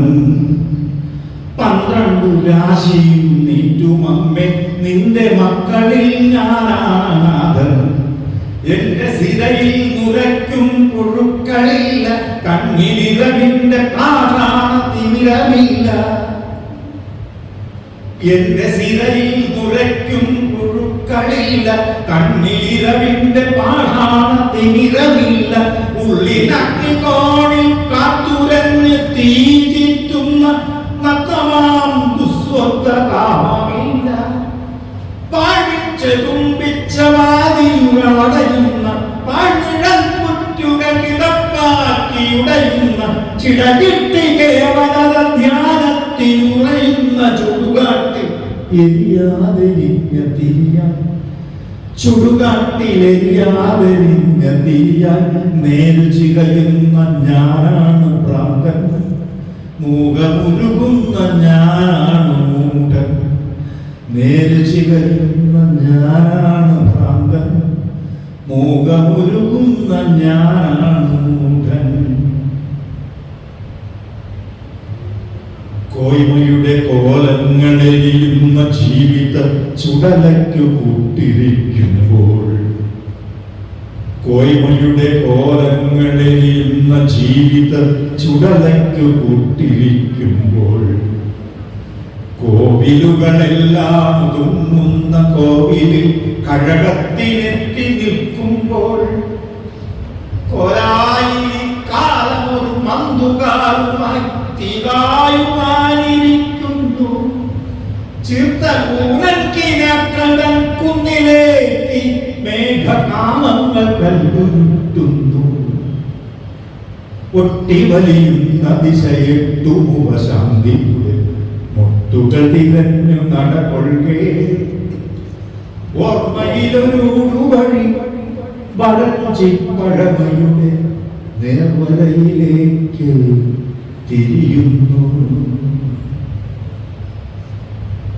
ഇവിടെയല്ലോ പണ്ടൊരദ്വൈതി ജാപതിയായ പ്രപഞ്ചനാഥനാണ്, അല്ലെങ്കിൽ അതിൽ നിന്ന് പിന്നീട് വന്ന സൂര്യനാണ്. രണ്ടായാലും അദ്വൈതിയാണ്. ഇവിടെയല്ലോ പണ്ടൊരദ്വൈതി പ്രകൃതിതൻ പ്രതശുദ്ധി വഴിവാർന്നൊരെണ്ണമ്മയും നിച്ച് ദേവകൾ തുയിരുണരുമിടനാട്ടിൽ ദാരുകല ഭാവനകൾ വർക്കുന്ന പൊന്നമ്പലങ്ങളിൽ പുഴകൾ വെൺപാവിനാൽ വെൺമതയും പാട്ടുകൂഴിപ്പരപ്പുകളിൽ ഓതിരം കടകങ്ങൾ നേരിന്റെ ചുവടുറപ്പിക്കുന്ന കളരിയിൽ നാണം ചുവക്കും വടക്കിനി തിണ്ണയിൽ ഇരുളിന്റെ ആഴത്തിൽ അധ്യാത്മ ചൈതന്യമിമ വെട്ടി വിരിയുന്ന വേടാടങ്ങളിൽ ഈറകളിളം തണ്ടിൽ ആത്മബോധത്തിന്റെ ഇളം കൊരുക്കുന്ന കാളകപ്പൊന്തയും ഉള്ളും വരുന്തും കുരുത്തോലനാദവും വള്ളുവ ചിന്തുകെട്ടാടും വനങ്ങളിൽ ആടിമേഘം കുലപ്പേടി വേഷം കളഞ്ഞാവണി പൂവുകൾ നീട്ടും കളങ്ങളിൽ അടിയാകുറക്കുന്ന പാടപ്പറമ്പുകളിൽ അഗ്നിസൂക്ത ശ്രുതിത യജ്ഞമാടങ്ങളിൽ വാക്കുകൾ മുളയ്ക്കാത്ത കുന്നുകളിൽ, വാക്കുകൾ മുളയ്ക്കാത്ത കുന്നുകളിൽ വർണ്ണങ്ങൾ പറ്റും മതവാദ വിഭ്രമ ചുഴികളിൽ അലഞ്ഞതും കാർമണ്ണിലുയിരിട്ടൊരാശമേൽ ആര്യത്വം ഊർജരേണുക്കൾ ചൊരിഞ്ഞതും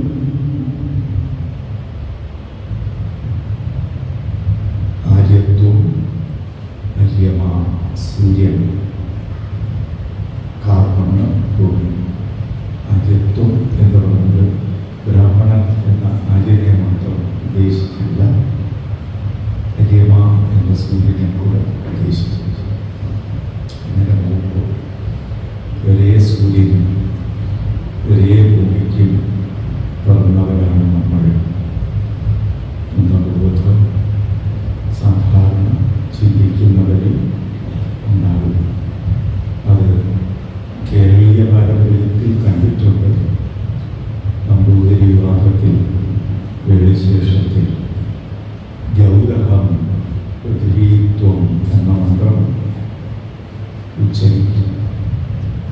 പുരുഷൻ പറയും, ഞാൻ ആകാശമാണ്, നീ ഭൂമിയാണ്. ആകാശവും ഭൂമിയും പ്രവർത്തിക്കുന്നത് അവരവർക്ക് വേണ്ടിയല്ല, സുപ്രജായ നല്ല പ്രജയ്ക്ക് വേണ്ടിയിട്ടാണ്.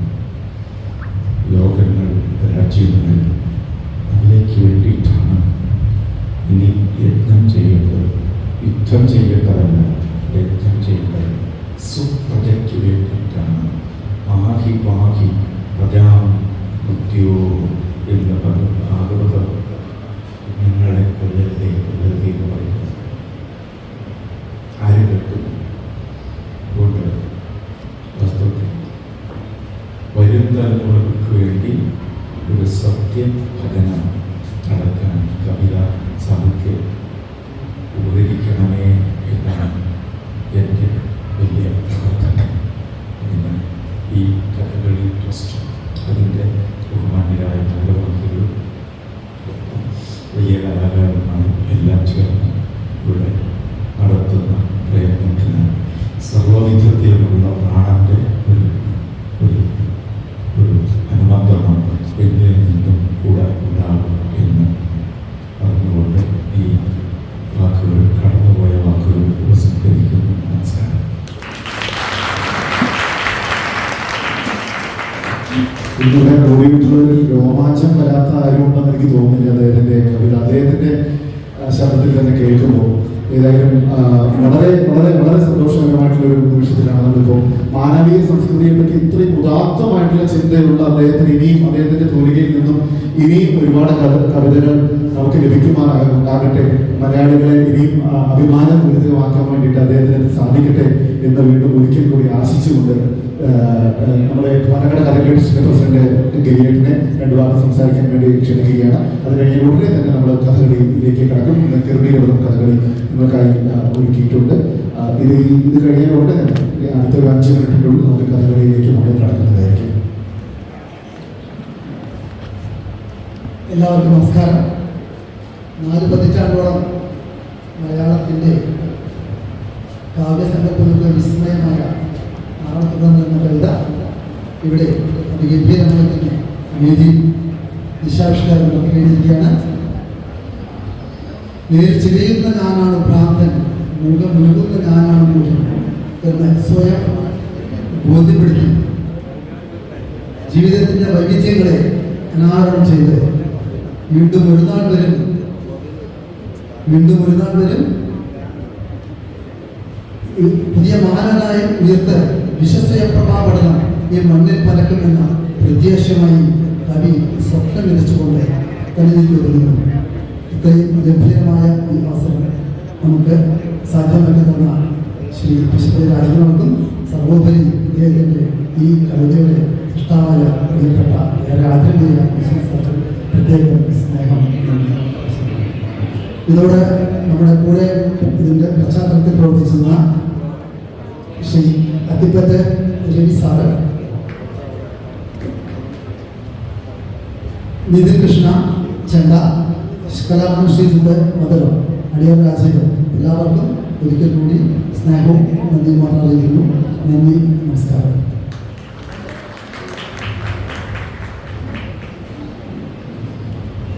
ഔപചാരികമായിട്ടുള്ള ഈ ഒരു ചടങ്ങ് ഇവിടെ അവസാനിക്കുകയാണ്. ഇവിടെ ഉള്ളവരുടെ ഒരു ഫോട്ടോ സെഷൻ ചെറുതായിട്ട് കഥകളിയിലേക്ക് കടക്കുന്നതിന് മുമ്പ് ഒരു പ്രധാനപ്പെട്ട ഒരു വിവരം കൂടെ എല്ലാവരോടും കൂടെ അറിയിച്ചോട്ടെ. ഫോട്ടോ സെഷൻ കാണുന്നത് ഫോട്ടോ സെഷൻ കാണാം.